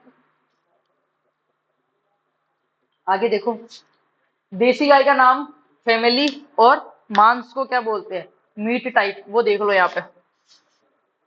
देसी गाय जो अपनी है इंडिया की, उसको बोलते हैं बॉस इंडिकस, जिसके ऊपर थुई निकली हुई होती है। Bos indicus. इसकी फैमिली है बेटा बोवेडी। बोवेडी। क्रोमोसोम नंबर है 58। और इसके मांस को क्या बोलते हैं? गाय के मांस को बीफ। क्या बोलते हैं? बीफ। फिर देखो विदेशी गाय, Bos taurus. Bos taurus. Bos taurus. विदेशी गाय का नाम क्या है? बोस टार्टस। फैमिली क्या है? वही सेम बोवेडी। गुणसूत्र कितने हैं? 60। देसी गाय में 58, इसमें है 60। इसके मांस को भी बीफ ही बोलते हैं। फिर देखो भैंस के मांस को क्या बोलते हैं? भैंस के मांस को बोलते हैं बफन। भैंस के मांस को बोलते हैं बफन। और भैंस का नाम क्या है? बुबेलस बुबेलिस। बुबेलस ब्यूबेलिस। और फैमिली क्या है? बोविडी। भैंस में गुणसूत्र कितने हैं? 50। बकरी कपरा हिरकस। कैपरा हिरकस। बकरी कापरा हिरकस। बोविडी। फैमिली क्या है? बोविडी। नाम क्या है? कापरा हिरकस। गुणसूत्र क्या है? 60। और बकरी के मांस को क्या बोलते हैं? चेवन, शेवन या मटन। चेवन बोलते हैं, चेवन या शेवन। बकरी के मीट को क्या बोलते हैं? चेवन या शेवन। ठीक है। अब बात करते हैं भेड़। भेड़ के मांस को क्या बोलते हैं? मटन बोलते हैं, ओविसेरिस। भेड़ का नाम क्या है? ओविसेरिस, वही बोविडी, बोवेडी। और गुणसूत्र चौवन। ठीक है। उसके बाद में मुर्गी, गेलस डोमेस्टिकस। मुर्गी का नाम क्या है? गेलस डोमेस्टिकस। फेजिनियोडी इसकी फैमिली है, 66 गुणसूत्र। और मुर्गी के मांस को क्या बोलते हैं? चिकन। क्या बोलते हैं? चिकन। तो मेनली बीफ, गाय का मांस, बफन भैंस का मांस, चेवन या शेवन बकरी का मांस, भेड़ का मांस मटन, और मुर्गी का मांस चिकन कहलाता है। आगे देखो, बात कर लेते हैं। राष्ट्रीय पशु आनुवंशिक संसाधन bureau, national bureau of animal genetic resources, Karnal Haryana के अनुसार विभिन्न पशुओं की पंजीकृत नस्लें निम्न है। गाय की 53 पंजीकृत नस्लें हैं, भैंस की 46 है, भेड़ की 46 है, बकरी की 41 है, भैंस की 21 है, और सुअर की 15 है। ये देखो, आगे फिर से एक सारणी लेके आया हूं मैं समझाने के लिए, जो पहले थी वही देखो। गाय के समूह को हेड हेड बोलेंगे, भैंस के समूह को हेड बोलेंगे, भेड़ के समूह को फ्लॉक बोलेंगे, बकरी के समूह को ट्रिप या बैंड बोलेंगे। इधर देखो अब चिकन, ये क्या है? इनके मांस को क्या बोलते हैं वो है। अब यहाँ पे देखना, नवजात पशु को क्या बोलते हैं, मैंने बता ही दिया आपको। आगे देखते हैं, ये तो हमने बात कर ही ली है। बहुत महत्वपूर्ण टॉपिक है आपके सामने कि पशुओं में मध्य चक्र शुरू होने की आयु, एज ऑफ वनशेट ऑफ एट्रस, मध्य चक्र एवं मध्यकाल किया कहलाता है। इसको क्या बोलते हैं? यौवनावस्था या प्यूबर्टी बोलते हैं। यौवनावस्था या प्यूबर्टी पशुओं के वयस्क होने का प्रथम लक्षण है, जिसमें पशु के जनन अंग, रिप्रोडक्टिव ऑर्गन्स जो है वो सक्रिय हो जाते हैं। प्रथम बार गर्भधारण के लिए तैयार हो जाता है, उसको कैपेबल हो जाता है, उसको क्या बोलते हैं? प्रजनन। क्या बोलते हैं बेटा? प्यूबर्टी। प्यूबर्टी क्या होती है? जब पशु प्रथम बार जब मेल हो चाहे वो फीमेल हो, मेल है तो वो मेटिंग के लिए तैयार हो गया, फीमेल है तो वो प्रेगनेंसी के लिए रेडी हो जाती है या कैपेबल हो जाती है, उसको क्या बोलते हैं? अपन प्यूबर्टी बोलते हैं। तो इनकी उम्र दी हुई है, ये देख लो यहाँ पे। भेड़ भेड़ की कितनी दी हुई है? 12 से 18 माह। बकरी 15 से 19 माह। देसी गाय या संकर या विदेशी गाय, विदेशी गाय 20 से 24 महीने में। विदेशी गाय 20 से 24 महीने, 24 महीने का मतलब 2 साल। 2 साल की गाय अगर आपके पास है तो वो क्या बच्चा देने योग्य हो जाती है? विदेशी गाय। बात करूं देसी गाय की तो लगभग 36 से 40 माह। बात करें भैंस की तो लगभग 36 से 42 माह। और बात करें ऊंट की तो 36 से 48 माह। ये क्या है? फर्स्ट टाइम इनका बच्चा देने के लिए या प्रजनन करने के योग्य हो जाते हैं, उसको अपन क्या बोलते हैं? प्यूबर्टी। क्या बोलते हैं बेटा? प्यूबर्टी बोलते हैं। तो प्यूबर्टी की क्या है? ये एज है। प्यूबर्टी या अवस्था का समय है। आगे देखते हैं। ये आ गया मांस। बकरी के मांस को बोलते हैं चेवन। बकरी का मांस को बोलते हैं चेवन, और इसमें जो ड्रेसिंग परसेंटेज होता है वो होता है 49%। भेड़ के मांस को बोलते हैं मटन, गाय के मांस को बोलते हैं बीफ, भैंस के मांस को बोलते हैं बफन या बफन, और पोल्ट्री मतलब मुर्गी के मांस को बोलते हैं चिकन, सुअर के मांस को बोलते हैं पॉर्क, और बछड़े के मांस को बोलते हैं व्हील, खरगोश के मांस को बोलते हैं गैम। ठीक है, क्या बोलते हैं? गैम। आगे चलें। ये देखो, गाय और भैंस के अंदर कुछ महत्वपूर्ण चीजें हैं।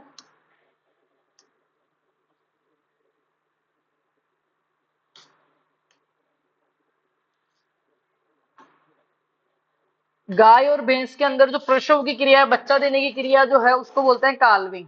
क्या बोलते हैं? काल्विंग। और इनमें जो समागम की क्रिया है, जो मैटिंग की क्रिया है, जो मैथुन की क्रिया, उसको बोलते हैं सर्विंग। भेड़ के अंदर बच्चे देना लैम्बिंग, और छोटे बच्चे को क्या बोलते हैं? लैम्ब। और इधर उनमें समागम को बोलते हैं टुपिंग। बकरी में बच्चा देने की क्रिया किडिंग। बच्चा देना मतलब प्रसव या जो होती है डिलीवरी, उसको किडिंग। और छोटा बच्चा बकरी का क्या कहलाता है? किड। इधर उसको क्या बोलते हैं? सर्विंग। घोड़ी में क्या बोलते हैं? फोलिंग। उसके बाद में अपने यहाँ पे दिया मुर्गी। मुर्गी में क्या बोलते हैं? हैचिंग और मैटिंग। हैचिंग और मैटिंग, अंडा देना, हैचिंग। आगे चलते हैं। गर्भकाल या गेस्टेशन पीरियड। गर्भकाल या गेस्टेशन पीरियड। गेस्टेशन पीरियड क्या होता है? जिस दिन वो प्रेग्नेंट हुई है उस दिन से लेके जिस दिन बच्चा दे रहे उसके बीच का समय। और ये भी पूछ लेता है, यहाँ बात कर लेते हैं अपन। गाय का जो गेस्टेशन पीरियड या गर्भकाल होता है, देखो निषेचन से लेके फर्टिलाइजेशन जिस दिन हुआ है, निषेचन से लेके प्रसव मतलब बच्चा देना, ब्रथिंग प्रोसेस जो है, जिस दिन यहाँ पे जाइगोट का निर्माण हुआ उस दिन से लेके बच्चा देने के बीच का जो समय है उसको क्या बोलते हैं? प्रसव काल, वो सॉरी गर्भ काल या गर्भावधि या गेस्टेशन पीरियड उसको बोलते हैं। देखो गाय का कितना है 282 या 283 दिन। अगर बात करूं 9 महीने 9 दिन, 9 महीने 9 दिन है सबसे ज्यादा। अरे सॉरी, एक सेकेंड, चार्जर गिर गया, कोई बात नहीं।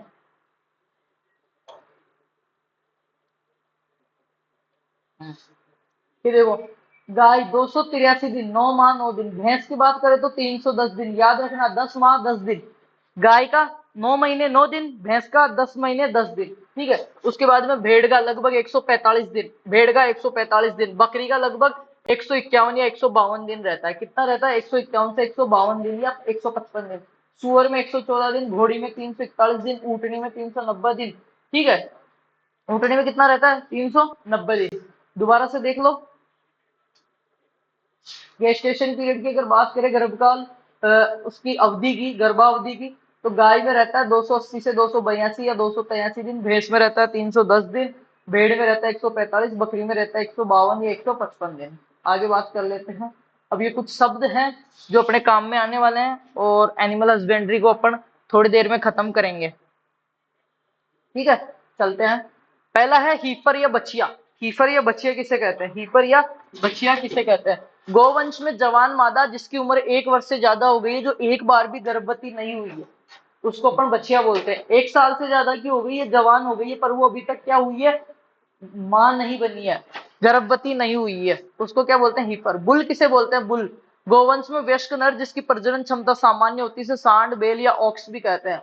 बफेलो बुल किसे कहते हैं? भैंस में वयस्क नर, मतलब भैंस का जो भैंसा होता है उसको बोलते हैं बफेलो बुल।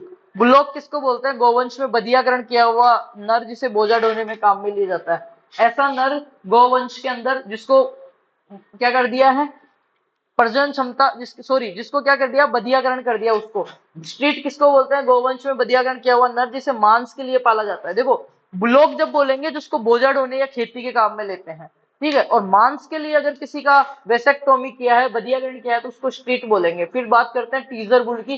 तो ये एक वेसेक्टोमी मेल होता है जिसकी शुक्रवाहिनी को 2 सिरों से बांध दिया जाता है। ठीक है, आगे देखते हैं। टीजर बुल क्या होता है पता है? टीजर बुल में क्या करते हैं, उसकी शुक्राणु नलिका है ना, उसको दोनों तरफ से बांध दिया जाता है। मतलब उसमें फीलिंग्स होती है, उसमें शुक्राणु का निर्माण भी होता है, पर शुक्राणु बाहर नहीं निकल पाते। तो उसका यूज किसमें किया जाता है? उसका यूज किया जाता है यहाँ पे देखो, टीजर बुल में शुक्राणु तो बनते हैं, लेकिन स्खलन के समय शुक्राणु शरीर से बाहर नहीं आते, तो ये मादा में गर्भित नहीं कर सकता है। ये मादा की गर्मी का पता लगाने के लिए या हीट का पता लगाने के लिए काम में लिया जाता है। मादा में गर्मी या हीट का पता लगाने के लिए काम में लिया जाता है। कौन? आपका टीजर बुल।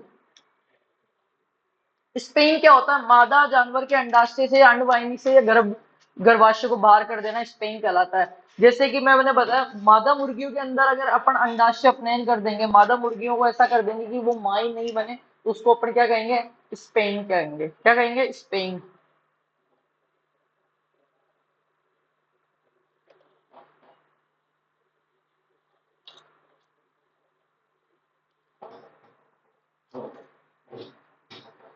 आगे चलते हैं।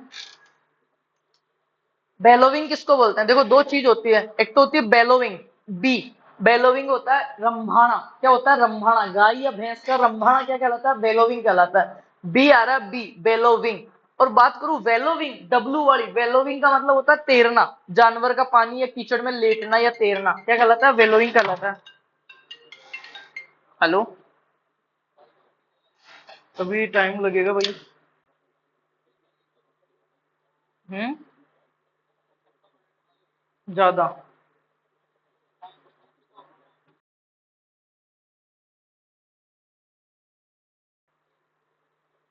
और 3:10।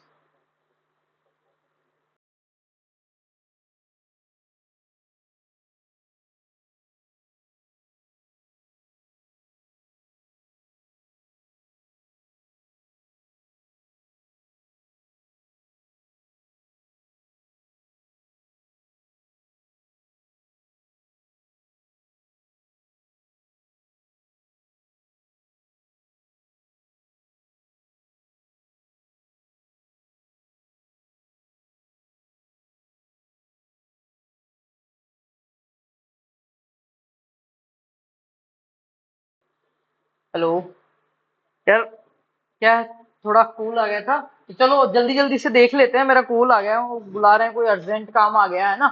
तो वेलो, एक तो होता है बेलोविंग, गाय या भैंस को रंभाने की आवाज को बोलते हैं बेलोविंग। एक होता है वेलोंगी, उनका तैरना। और तैरते क्यों है, कीचड़ में क्यों लेटती है गाय भैंस? ये भैंस और सुअर में देखने को मिलते हैं तापमान नियंत्रण करने के लिए, अपने बॉडी का टेम्परेचर मेंटेन करने के लिए, या तो या फिर अपने परजीवी जो ऊपर पैरासाइट है, जू चिचड़ी जो भी लग गई, उसको कंट्रोल के लिए वो जाके लेटते हैं। फिर आता है खुरेरा या ग्रूमिंग, जानवरों के बालों की त्वचा की ब्रश के माध्यम से सफाई करना या नहलाना, क्या कहलाता है उनको?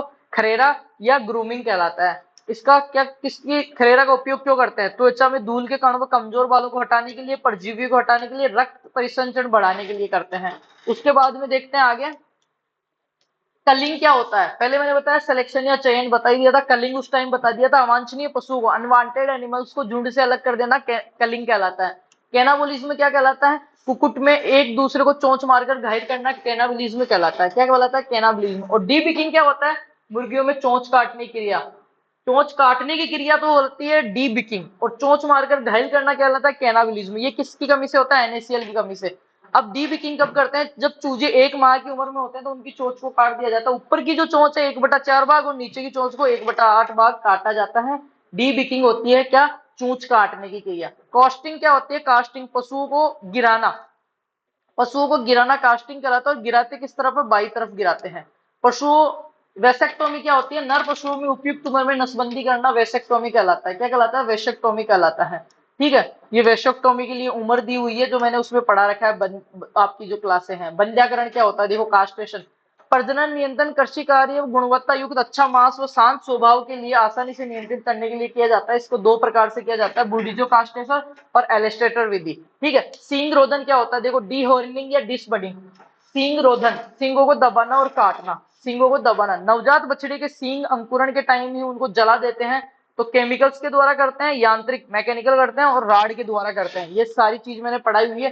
केमिकल्स वाला जो है, जिसमें केओएच कास्टिक पोटास का यूज करते हैं, छड़ का यूज करते हैं, सबसे बेस्ट मेथड है ये। आगे बात करते हैं इसी में। वेलोविंग, देखो, पानी या तालाब में कीचड़ या भैंस का बैठना वेलोविंग कहलाता है। स्टमिंग अप क्या होता है? गर्भित पशुओं को 6 माह से पहले अतिरिक्त राशन देते हैं। जो गर्भित पशु हैं उनको 6 महीने पहले, ब्याने के 6 महीने पहले क्या करते हैं अपन? खाना आना खिलाते हैं, उसको बोलते हैं स्टमिंग अप। सकलिंग क्या होती है? देखो, अब मैंने बताया था जब बच्चे का जन्म होता है तो उसको उसकी माँ के साथ रख के पालते हैं तो उसको बोलते हैं सकलिंग, और उसको अलग अगर रख कर पाले अलग तो उसको बोलते हैं विनिंग। दो चीज होती है, सकलिंग और विनिंग। बछड़े को अपनी माँ के साथ रखकर पालना कहलाता है क्या? सकलिंग। और बछड़े को अपनी माँ से अलग रखकर पालना क्या कहलाता है? विनिंग कहलाता है। बछड़े को जन्म के 24 से 48 घंटे के बाद या तुरंत बाद उससे अलग कर दिया जाता है। और विनिंग क्यों करते हैं? स्वच्छ दूध उत्पादन के लिए। विनिंग क्यों की जाती है? स्वच्छ दूध उत्पादन के लिए की जाती है। आगे देखते हैं, डीकिटिंग, पशु के शरीर से परजीवियों आदि को मारना। अपरा या जेल या प्लेसेंटा का इंस्ट्रक्शन, ग्रूमिंग या खुरखुरा बता दिया। डाउन कवर क्या होता है? ब्याने से 15 दिन पूर्व, ब्याने से, पशु के ब्याने से 15 दिन पहले उस पर स्पेशल नजर रखी जाती है, स्पेशल उसकी देखरेख की जाती है, उसको डाउन कवर बोलते हैं। डीवर्मिंग, डीवर्मिंग क्या होता है? पशु के पेट व हाथ से कीड़ों को बाहर करना डीवर्मिंग कहलाता है। अंदर के कर्मियों को बाहर कर रहे हैं तो डीवर्मिंग, और बाहर वालों को कर रहे हैं बाह्य परजीवियों को, तो वो क्या कहलाएगा? डी किटिंग कहलाएगा। शेयरिंग क्या होता है? भेड़ में ऊन, भेड़ के ऊन काटने की क्रिया शेयरिंग कहलाती है। फ्लसिंग क्या कहलाता है? गर्भित भेड़ को ब्याने के 3-4 सप्ताह पहले दिया जाने वाला रासिंग क्या कहलाता है? फल्सिंग कहलाता है। केपोनाइजेशन क्या कहलाता है? बदियागंत मुर्गा, केपन और मुर्गे में बदियागंत करना केपोनाइजेशन कहलाता है। फिर आता है पशुओं को चिन्हित करने की विधियां। पशुओं को चिन्हित करने की विधियों में आती है, देखो, ईयर नोचिंग, ईयर, कान वाली, ये चिन्हित करने की स्थायी विधि है। इसमें वी स्क्वायर आकार में कान के अंदर कट लगा देते हैं, सुअर में मेनली काम में लेते हैं। फिर अब पेंटिंग या रंग लगाना, अस्थायी विधि है, भेड़ और बकरी में प्रचलन है। अस्थायी विधि है, दोष युक्त विधि है, इतनी खास नहीं क्योंकि ऊन वगैरह इसमें खराब हो जाती है। दागना या ब्रांडिंग जो है स्थायी विधि है। छल्ला है, रिंगिंग, पैरों में छल्ला डाला जाता है, वो किसमें? मुर्गियों में या आपके जो पक्षी है उनमें करते हैं। आगे देखते हैं बछड़ा प्रबंधन। जन्म के समय बछड़े और गाय की देखभाल जो करते हैं उसको क्या बोलते हैं? बछड़ा प्रबंधन अपन कहते हैं। बछड़े की जन्म की संभावित तिथि से 1 से 2 सप्ताह पहले गाय को अलग बाड़े में स्थानांतरित कर देना चाहिए। यार ये सब पढ़ाया हुआ मेरे कूल आ गया, नहीं तो इतना अच्छा मैं तैयार करके आया था, इनको बहुत अच्छे से अपन पढ़ते। चलो कोई बात नहीं, फिर भी अपन देख लेते हैं एक बार जल्दी जल्दी से। बछड़ा जब जन्म ले लेता है तो दो चीज होती है उसमें, क्या क्या, एक तो विनिंग, विनिंग होता है बछड़े को तुरंत माँ से अलग रख दिया जाता है, बछड़े और माँ को तुरंत अलग कर दिया जाता है जन्म के बाद, उसको बोलते हैं विनिंग। और देसी इंडियन गायों में ये मातृवर्ती अधिक होती है, इसलिए उनमें ये नहीं कर सकते। देसी गाय में अगर बच्चा देते बछड़े को अलग कर देंगे तो वो दूध ही नहीं देगी, पर विदेशी गाय में अगर बछड़ा मर भी गया भैंस में तो चल जाएगा, ठीक है। विनिंग क्या होता है, बच्चा देते ही दूर कर देना, और सकलिंग क्या होता है, दोनों को साथ रखना। कोलेस्ट्रम या खीस पिलाना। कोलेस्ट्रम प्रसव के बाद स्त्रावित होने वाला पहला दूध है, इसमें बड़ी मात्रा में गामा ग्लोबिन होती है और विटामिन ए पाया जाता है, एंटीबॉडीज पाई जाती है, जो कि एक इम्यूनिटी बढ़ाने के लिए बछड़े के लिए जरूरी होती है। दुग्ध दोहन, दुग्ध दोहन देखो, दुग्ध दोहन में दो चीजें होती है, एक तो होता है मिल्क शेरेशन, दूध का निर्माण, वो होता है प्रोलैक्टिन हार्मोन के द्वारा, प्रोलैक्टिन हार्मोन। जो अपन गाय भैंसों को कैल्शियम देते हैं, बंटा देते हैं, दूध बढ़ाने का पाउडर देते हैं, उसमें होता है प्रोलैक्टिन हार्मोन। वो क्या करता है, दूध के निर्माण को बढ़ाता है। जबकि दूध बना हुआ है, वो बना हुआ दूध उसके अयन से बाहर आता है, जब निकलता है उसके लिए ऑक्सीटोसिन हार्मोन। आपने देखा होगा कोई भैंस पावस नहीं रही है, दूध नहीं दे रही, तो अपन सुई ठोक देते हैं, फिर वो दूध दे देती है। तो वो बने हुए दूध को बाहर निकालना, मिल्क लेट डाउन बोलते हैं उसको, लेट डाउन, अयन के माध्यम से बाहर निकालना, उसके लिए ऑक्सीटोसिन हार्मोन होता है। और दूध के निर्माण के लिए बात करूं, मिल्क शेरेशन के लिए, तो उसके लिए कौन सा होता है, प्रोलैक्टिन हार्मोन जिम्मेदार होता है।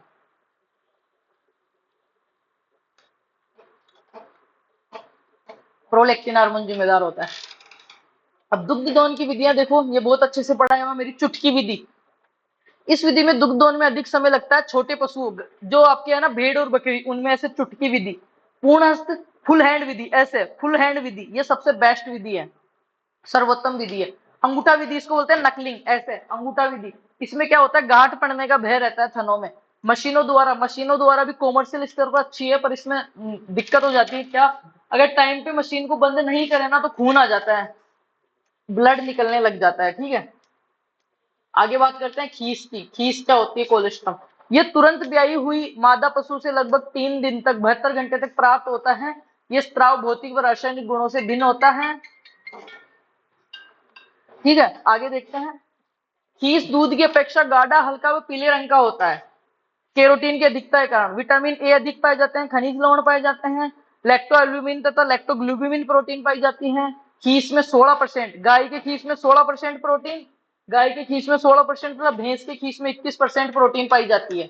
उसके बाद में आता है पशुओं के आवास का प्रबंधन, पशुओं को रखने के लिए जहां तक संभव हो डेयरी शेड को लंबी दूरी पर या सूर्य के अधिकतम प्रकाश प्राप्त होने वाली दिशा में लगाना चाहिए। ऊंचा होना चाहिए, फ्रस नालियां होनी चाहिए। आवास दो प्रकार का होता है, देखो समझना, जल्दी जल्दी समझा देता हूं मैं। पशु आवास दो प्रकार का होता है, एक तो खुला और एक बंद। खुला आवास होता है, इसमें 70% क्षेत्र खुला रहता है, सस्ता है, नॉर्मली अपन गांवों में रखते हैं वैसे। बंद आवास दो प्रकार का होता है शहरी क्षेत्रों में, एक तो सिंगल लाइन, एक डबल लाइन। सिंगल लाइन और डबल लाइन। सिंगल लाइन में क्या होता है, ये 12 से 15 पशु अगर अपने पास है तो अपने एक लाइन बना दी बाड़े में, वो सिंगल लाइन हो गया।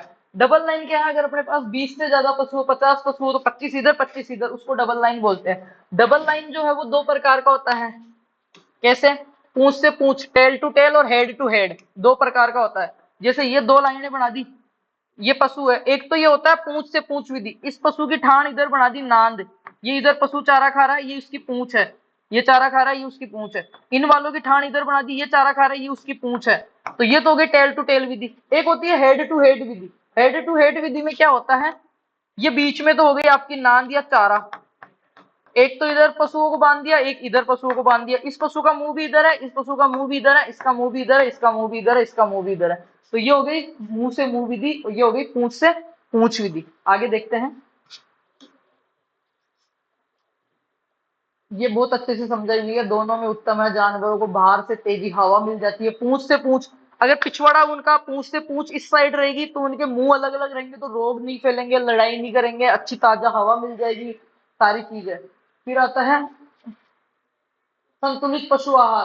तो इसके बारे में अलग से टॉपिक 5वां नंबर की जो क्लास थी वो ली हुई है, सूक्ष्म पदार्थ वगैरह। इसमें दो ही चीज पढ़ते हैं चारा संरक्षण में, हे और साइलेज। अब देखो साइलेज क्या होता है, साइलेज होता है हवा की अनुपस्थिति में किण्वन फर्मेंटेशन द्वारा संरक्षित दबा हुआ हरा चारा होता है, जिसमें सभी तत्व मौजूद होते हैं और रसीलापन लिए होता है, किसी प्रकार की सड़न उत्पादित नहीं होती है। साइलेज में जो नमी होती है 65 से 70% होती है। साइलेज में क्या अम्ल का निर्माण होता है, खटास होती है और दबा के तैयार किया जाता है फर्मेंटेशन किण्वन के द्वारा। किसमें? वायु की अनुपस्थिति में, वायु की या हवा की अनुपस्थिति में, उसको तो बोलते हैं साइलेज। मतलब साइलेज क्या होता है? गीला होता है। जबकि अगर बात करें अपन हे की, साइलेज बनाने के, देखो साइलो खाई विधि अपनाते हैं।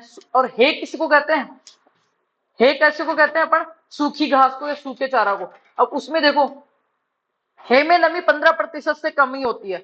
हे में जो नमी होती है ना, हे में वो 15% से कम होती है, जबकि साइलेज में 65 से 70% नमी होती है। हे में शुष्क पदार्थ कितना होता है? लगभग 70 से 75% होता है। अब हे किस किस की बनती है? फलीदार की, फली रहित की, अनाज वाले की, ये आप देख लेना। उसके बाद में ये कृत्रिम गर्भाधान आ गया, एआई। ठीक है, भारत में प्रथम कृत्रिम गर्भाधान डॉक्टर संपत कुमारन ने किया था। और प्रथम भेड़ जो बनाई थी कृत्रिम गर्भाधान से, एआई से, आर्टिफिशियल इंसुमेशन, सीमेन देके, वो क्लोन थी, भेड़ के अंदर थी वो। इसके बाद में देखो कृत्रिम योनि, जब अपन सीमेन देते हैं, आर्टिफिशियल इंसुमेशन करते हैं, तो अपने को क्या जरूरत पड़ती है बेटा? अपने को जरूरत पड़ती है सीमेन की, वीर्य की, शुक्राणुओं की। उसको इकट्ठा करने के लिए क्या बनाते हैं? आर्टिफिशियल वेजाइना बनाते हैं, कृत्रिम योनि बनाते हैं, आर्टिफिशियल वेजाइना। कृत्रिम योनि का तापमान रहता है 39 से 41 डिग्री, और इसका जो एंगल रहता है, जो कोण रहता है, उसको 45 डिग्री के कोण पे रखा जाता है, 45 डिग्री के कोण पे रखा जाता है। फिर जब वीर्य को एकत्रित कर लिया जाता है, ये सारा मैंने उस टॉपिक्स में एक एक चीज बताई हुई है। अभी मेरा फोन आ गया बहुत इमरजेंसी, इस वजह से मेरे को शॉर्ट में करना पड़ रहा है, नहीं फिर से समझाता है ना। फिर भी मैं एक बार रिवाइज करवा रहा हूँ आपको। वीर्य जो है आपका, सीमेन जो उसका संरक्षण करते हैं, क्रायोटेनेजार यंत्र आता है, आपने देखा होगा वो अपने गाय भैंसों को दवाई देने आता है, वो लेके आता है एक टंकी जिसमें से धुआं सी निकलती रहती है, और उसमें से नलकियां डली रहती है सीमेंट। तो वो रहती है तरल नाइट्रोजन, रहती है -196 डिग्री, या फिर रहती है CO2 जो -79 डिग्री। उसमें क्या होता है? -196 डिग्री टेम्परेचर रहता है। कृत्रिम गर्भाधान की विधियां देखो, रेक्टोवेजाइनल विधि, रेक्टोवेजाइनल स्पेकुलम। रेक्टोवेजाइनल गाय और भैंस में काम में लेते हैं, रेक्टोवेजाइनल स्पेकुलम भेड़ और बकरी में काम में लेते हैं। अब क्या होती है रेक्टोवेजाइनल, उस वीडियो में पढ़ाया हुआ है, ठीक है। कृत्रिम गर्भाधान में सीमन को मध्य ग्रीवा में, मेडेक्स टेवेक्स में छोड़ा जाता है, ठीक है। आगे बात करते हैं, डॉकिंग ये सब पढ़ाया हुआ है। अब बात करते हैं नस्लों के बारे में। तो भारतीय गायें देखो, गाय की नस्लें बहुत अच्छे से एक एक क्लास ली हुई, अभी मैं वापस से बताऊंगा चीजें, एक बार रिवाइज करवा देता हूँ। गाय की मिल्क वाली अगर मैं बात करूं, तो साहिवाल, सिंधी, गिर, राठी, देवनी नस्लें हैं। द्विकाजी, ड्यूअल पर्पज, जो मीट के लिए भी और बाहर के लिए भी, दोनों में यूज होती है, वो होती है थार पारकर हरियाणा, कांकरेज, डाठी, अंगोल, निमेड़ी, देवली, ये। अगर बात करूं भारवाई की, तो नागौरी, मालवी, अमृतमहल, खिल्लारी, बेचलोर, हल्लीकर, कंगमे, ये सारी क्या है? गाय की देसी नस्लें हैं। और देसी में भी कौन सी? भारवाई नस्लें हैं। बात करें गाय की विदेशी नस्लें, तो कौन सी है? ब्राउन स्विस, स्विट्जरलैंड की है, जर्सी, जर्सी द्वीप की, Holstein Friesian, HF, red Dane, Ayrshire, Shorthorn, Guernsey. ये सारी क्या है? आपकी गाय की विदेशी नस्लें हैं, जो बहुत अच्छे से मैंने पढ़ा रखी है। आगे बात करते हैं भैंस की। भैंस का नाम क्या था? बुबेलस बुबेलिस। ब्लैक डायमंड बोलते हैं, फैमिली इसकी बोवेडी है, दो प्रकार की होती है, अफ्रीकन भैंसे और एशियन भैंसे। अफ्रीकन भैंसे जंगली और पालतू दो प्रकार की होती है। पालतू भैंसे भी दो प्रकार की है, एक तो वाटर या रिवर भैंसे, जिनमें गुणसूत्र 50 होते हैं। भैंस के मांस को बफन बोलते हैं, बुबेलस बुबेलिस। भैंस के मांस को क्या बोलते हैं? बफन।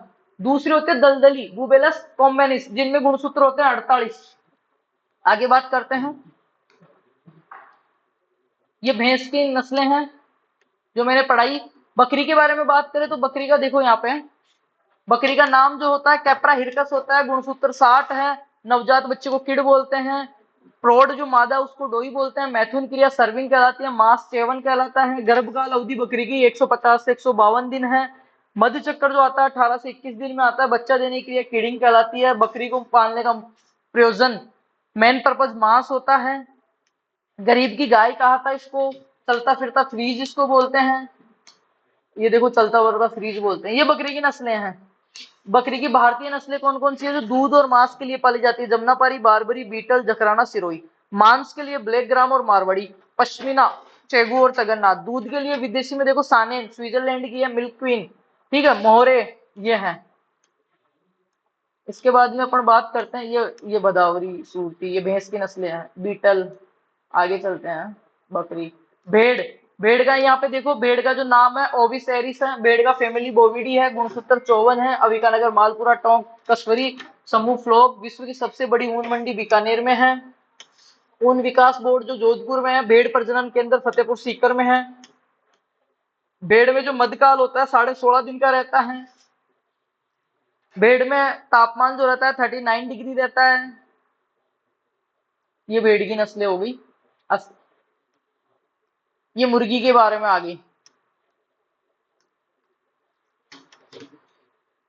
ये मुर्गी के बारे में आ गया। ये मुर्गी की नस्लें हैं देखो। देसी नस्लें असील, कड़कनाथ, घाघस। ये विदेशी नस्लें हो गई। अमेरिकन नस्लें में रोड आइसलैंड, रेड प्लाईमाउथ रोएक, ये हो गई। ये बीमारियां हैं। ये देख लो वायरस से होने वाली बीमारियां कौन कौन सी है। पशु प्लेग या रिंडर पेस्ट या पोकनी, खुरपका, मुंहपका और चेचक। ये 3 जो रोग हैं, फाउल पॉक्स, चेचक वायरस से होती है, एफएमडी खुरपका मुंहपका और पशु प्लेग वायरस से होने वाले रोगों को ऐसे याद रखना, खुरपका मुंहपका, खुरपका मुंहपका और पशु मर गया। पशु मर गया मतलब पशु पड़ गया, पशु प्लेग। तो चेचक, ये 3 रोग है, विषाणु वाले हैं। जीवाणु वाले देखो कौन से हैं, लंगड़ा, थनेला, ये ब्लैक क्वार्टर, गलगोटू, फड़किया।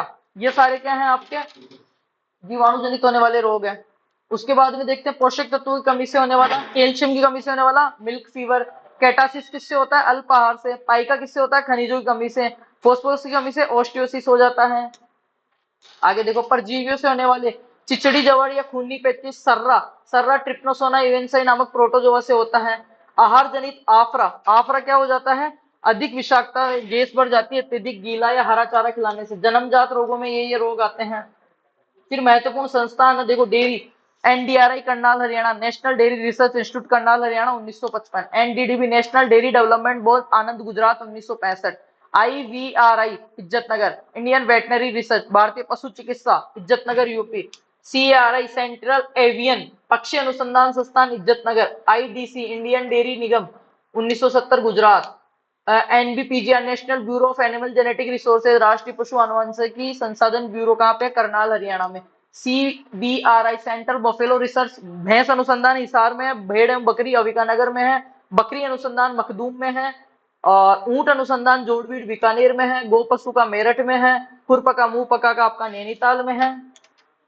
अब ये तो हो गई जल्दी जल्दी से, मेरे को बहुत ज्यादा इमरजेंसी कॉल आ गया बेटा, और मैं इस क्लास को और भी अच्छे से बहुत हाई लेवल की क्लास करने की सोच के आया था कि 2.5 से 3 घंटे की क्लास लूंगा और बहुत आनंद वाली चीजें मैं आपको पढ़ाऊंगा। बट जो लिखी होती है वही होता है। बहुत अच्छे से आए थे, स्टूडियो भी खाली था, सारे काम प्रिपेयर, पीडीएफ वगैरह बहुत अच्छे नोट्स लेके आया था मैं। पर कोई बात नहीं, जो होता है अच्छे के लिए होता है। ये मैंने एक बार रिवाइज करवा दिया है। अब आपको क्लासें कहाँ से पढ़नी है एनिमल की, क्योंकि अभी आपके पास टाइम है। टाइम नहीं होता तो मैं कुछ और जुगाड़ करता, पर आपके पास अभी टाइम है बेटा। बता देता हूँ मैं कहाँ से पढ़नी है आपको। यूट्यूब पे जाना, प्लेलिस्ट के अंदर जाना। यूट्यूब पे जाते किस में जाना, आप प्लेलिस्ट में जाना। ये ओपन क्यों नहीं हो रहा, नेटवर्क इशू है, हो जाएगा हो जाएगा। जैसे ही प्लेलिस्ट में जाओगे आपको ये देखने को मिलेगा second semester live stock and poultry management. इसमें देखो आप पहला वीडियो देखोगे ना, पहला और दूसरा, उसके अंदर पहले में तो आपको क्या मिलेगा, इसमें role of livestock in national economy, जो मैंने बताया था कि नेशनल इकोनॉमी में क्या रोल है। एग्रीकल्चर जीडीपी की बात करूं तो लगभग 25% अराउंड कंट्रीब्यूट कौन करता है, लाइव स्टॉक करता है। अगर मैं बात करूं नेशनल जीडीपी की तो लगभग 4 to 5%, अराउंड टू 4 to 5%। उसके बाद में सेकंड है अपना reproduction in farm animals. Reproduction हमने पढ़ा 2 प्रकार का होता है, कौन कौन सा, एक तो होता है नेचुरल, एक होता है आर्टिफिशियल। नेचुरल बोले तो लैंगिक या सेक्सुअल, जिसमें नर और मादा दोनों भाग लेते हैं, मैटिंग होता है, निषेचन होता है, फिर भ्रूण बनता है, बच्चे का जन्म होता है। ठीक है। फिर उसके बाद में हमने इसी में पढ़ा एआई, आर्टिफिशियल इंसूमेशन, सीमेन वाला। ठीक है, मैटिंग की चीज पढ़ी इसमें। उसके बाद में पढ़ा हाउसिंग प्रिंसिपल। हाउसिंग प्रिंसिपल में मैंने बहुत अच्छे से, ये क्लास देखोगे ना आप 32 मिनट की, तो उसमें मुर्गियों को बैटरी प्रणाली, पिंजरा प्रणाली, कितना उसमें दल रखते हैं, भैंसों को रखने में head to head, tail to tail, खुले में कितनी जगह चाहिए, बंद में कितनी जगह चाहिए, गर्भवती भैंस को कितनी जगह चाहिए, वो सारा है। उसके बाद में management of livestock and poultry ये पढ़ा। फिर feeding and live stock. Feeding and live stock में हमने क्या पढ़ा, सूखा चारा, हरा चारा, दाना कितना देना है, दूध देने वाली को कितना दाना देना है, दूध नहीं देने वाली को कितना। फिर उसमें बफेलो की सारी जितनी भी अपने ब्रीड्स हैं वो पढ़ी, गोट की सारी ब्रीड्स पढ़ी, शिप के बारे में कंप्लीट इन्फॉर्मेशन, काऊ के बारे में और पोल्ट्री के बारे में कंप्लीट इन्फॉर्मेशन हमने पढ़ी। तो ये छोटे छोटे 10 वीडियो, ये एक प्लेलिस्ट है, इसको सेव कर लेना और पूरी को इसको पढ़ना। फिर मेरे को बताना, एक सिंगल क्वेश्चन भी बाहर नहीं जाएगा। मुझे बहुत ज्यादा दुख हो रहा है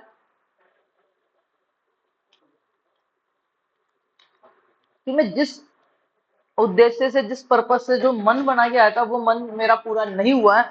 पर कोई बात नहीं, अगर ये अदर सब्जेक्ट होता तो मैं काम को भी टाल कर देता, पर इसका ऑलरेडी मैंने पढ़ाया हुआ है, उतना हार्ड सब्जेक्ट नहीं है। तो बेटा आप, मैं इन्हीं चीजों को दोबारा पढ़ाऊंगा, पढ़ा भी देता और पढ़ाने आया ही था, पर कुछ कारण बस ऐसी चीजें हुई है परिस्थिति की, मेरे को जाना पड़ रहा है। फोन आ गया है मेरा, बार बार फोन बज रहा है, साइलेंट कर रखा है मैंने। तो ये देख लो, ये 10 वीडियो है, इनको देख लेना, ज्यादा से ज्यादा शेयर करना और मेरे को कमेंट कर देना पैथोलॉजी के लिए। पैथोलॉजी की, हाँ पैथोलॉजी का भी मैं बता दूं, क्लासें तो वैसे तो करूंगा मैं, वन शॉट क्लास करूंगा और बहुत तगड़ी क्लास करूंगा, मैं कसम से बता रहा हूँ। पर पहले कह देता हूँ ना, फिर काम ही नहीं होते, इसलिए ये प्लांट पैथोलॉजी मिलेगी आपको जैसे ही फार्मस लॉ पे आप जाओगे प्ले लिस्ट में, और इस पे क्लिक करना, प्लांट पैथोलॉजी। 5 लेक्चर है बेटा, plant pathology second semester, 5 lecture है और 500 इतने महत्वपूर्ण लेक्चर है, 1 2 3 और लगभग 4.5 घंटे, 4 घंटे की क्लासें हैं इसमें। लगभग आपका 70-80% जो कोर्स है पैथोलॉजी का वो कंप्लीट करवाया है, उससे बाहर जाएगा भी नहीं। और जो बच रहा है, जिसमें आपका बच रहा है फंजाई, वायरस और बैक्टीरिया और विरोइड, इनके बारे में मैं पढ़ा दूंगा आपको। मतलब एक वन शॉट क्लास ले लूंगा जिनमें इन टॉपिक्स को तो अपन हल्का हल्का अपर टच करेंगे, बाकी जो बच रहे हैं उनको थोड़ा डीपली देख लेंगे। तो एक वन शॉट क्लास कर लेंगे 2 2.5 3 घंटे की, उसमें कंप्लीट कर लेंगे। और आपके सेकंड सेमेस्टर में 6 सब्जेक्ट के पेपर लगने हैं। कितने? 6 सब्जेक्ट के पेपर लगने हैं। गोले के बंदे जा रहे हो? मैं भी चलूंगा 2 मिनट, है साथ ही चल गए, ठीक है। अगर आपके सेकंड सेमेस्टर में 6 पेपर लगते हैं, तो 6 में से आप, ये वरदान सेकंड सेमेस्टर है ना, इसमें से 4 सब्जेक्ट ऑलरेडी मैंने कंप्लीट करवा रखे हैं, personal development, disaster management, soil fertility, entomology. और एक आज वाला हो गया live stock and poultry management, और एक इससे अगला कौन सा आपका, plant pathology, fundamentals of plant pathology. तो ऐसे अपन कह सकते हैं कि कंप्लीट 6 के 6 सब्जेक्ट जो मैंने वादा किया था फ्री ऑफ कॉस्ट, और इनसे बाहर गया भी नहीं है। आपने पहले कितना पढ़ा, नहीं पढ़ा, पूरे 6 के 6 सब्जेक्ट कराने की जिम्मेदारी ली थी, वो हमने करवाई है। सेम जिम्मेदारी हमने फर्स्ट सेमेस्टर में ली थी, उस टाइम भी हमने करवाया था। फर्स्ट सेमेस्टर की आपको यहाँ होम पे मिल जाएगी, वरदान फर्स्ट सेमेस्टर के नाम से, ये रही। इसमें भी देखो जितने सब्जेक्ट आपके चल रहे थे ना, वो पूरे हमने करवाए थे वन शॉट में। One shot farming based livelihood system, communication skills, horticulture, soil science, agronomy, ये देखो कंप्लीट करवाया था हमने। तो सारे सब्जेक्ट करवाए हैं, मेरे से जितना बन पाता है भाई लोगों, मैं साथ निभा रहा हूँ आपका, और आपसे भी साथ की उम्मीद करता हूँ। ये यहाँ पे 178 के हैं, 178 के हैं, जल्दी से जोर मारो। मेरा मतलब अपने फार्मस लोग का समझ लो, आपकी भाई का समझ लो, मेरा जन्मदिन आ रहा है, उससे पहले मेरे को एक गिफ्ट दे देना। आज तक कोई गिफ्ट नहीं मांगा है, मेरे को 200 के करवा देना। और जाके इंस्टाग्राम पर भी फॉलो कर लो, इंस्टाग्राम की लिंक्स वगैरह मिल जाएगी, वीर विकास गुजर के नाम से है, तो जाओ फॉलो करो और सबको शेयर करो, फ्री ऑफ कॉस्ट है, इसको भी सब में डाल देना। और ये जो प्लेलिस्ट है ना, डायरेक्ट इस प्लेलिस्ट पे जाके, वरदान पे जाके इसको सेव कर लेना और इसको शेयर कर देना। जैसे अब किसी बच्चे को भेजना है तो सेकंड सेमेस्टर लाइव स्टॉक वाली, यहाँ पे गए, इस पे क्लिक किया शेयर वाले पे, और यहाँ से देखो इसको कॉपी कर लेना, इसको, इस लिंक को कॉपी करके सबको भेज देना। तो एक साथ 10 के 10 वीडियो उसके पास चले जाएंगे और वो पढ़ लेगा आराम से। और ये वीडियो तो देखा ही है, इसमें सारी चीजें मैंने रिवाइज करवा दी है। क्वेश्चन कैसे आएगा वो सुन लो। आपके पास क्वेश्चन आएगा या तो सिलेक्शन या चयन किसे कहते हैं, वर्ण किसे कहते हैं, निष्कलिकायन किसे कहते हैं, डिसबडिंग किसे कहते हैं, डीवर्मिंग किसे कहते हैं, कैनाबोलिज्म किसे कहते हैं, कैपोनाइजेशन किसे कहते हैं, छोटे क्वेश्चन में। बड़े क्वेश्चन में आएगा पशुधन का भारतीय आर्थिक महत्ता लिखिए, या पशुधन की और मुर्गी प्रबंधन की, animal and live stock management जो है इसका इंडियन इकोनॉमी में क्या रोल है उसको समझाइए, और क्या क्या इसका संभावनाएं हो सकती है, स्कोप हो सकता है, उसको समझाइए। दूसरा आएगा कि भैंस की सभी महत्वपूर्ण नस्लों का वर्णन कीजिए। उसके बाद में आएगा आपके प्रश्न भेड़ व बकरी की, दोनों में से किसी एक का कंप्लीट मैनेजमेंट, जिसमें आपको आहार, चारा वगैरह जो सारा वो, प्लस जो मैनेजमेंट है वो, प्लस उसकी ब्रीड्स और उसके डिजीज आएंगे। एक आएगा पशुओं में होने वाले महत्वपूर्ण जीवाणु से होने वाले रोग और वायरस से होने वाले रोगों को समझाइए। ये आपके बड़े क्वेश्चंस हैं, तो ये पढ़ के जाना। थैंक यू सो मच यार। अभी टाइम हो रहा है 2:52 और मेरी 3:10 पे ट्रेन है, ठीक है, इसीलिए फोन आ रहा है। मैंने सोचा था क्लास हो जाएगी पर नहीं हो पा रहा, क्योंकि मैंने कैंसिल करना था, पर वो कैंसिल नहीं हो रही है, जाना ही पड़ेगा। तो ठीक है, थैंक यू सो मच। मिलते हैं पैथोलॉजी क्लास में। इस क्लास को ज्यादा से ज्यादा प्यार देना, ज्यादा से ज्यादा शेयर करना। Best of luck, love you.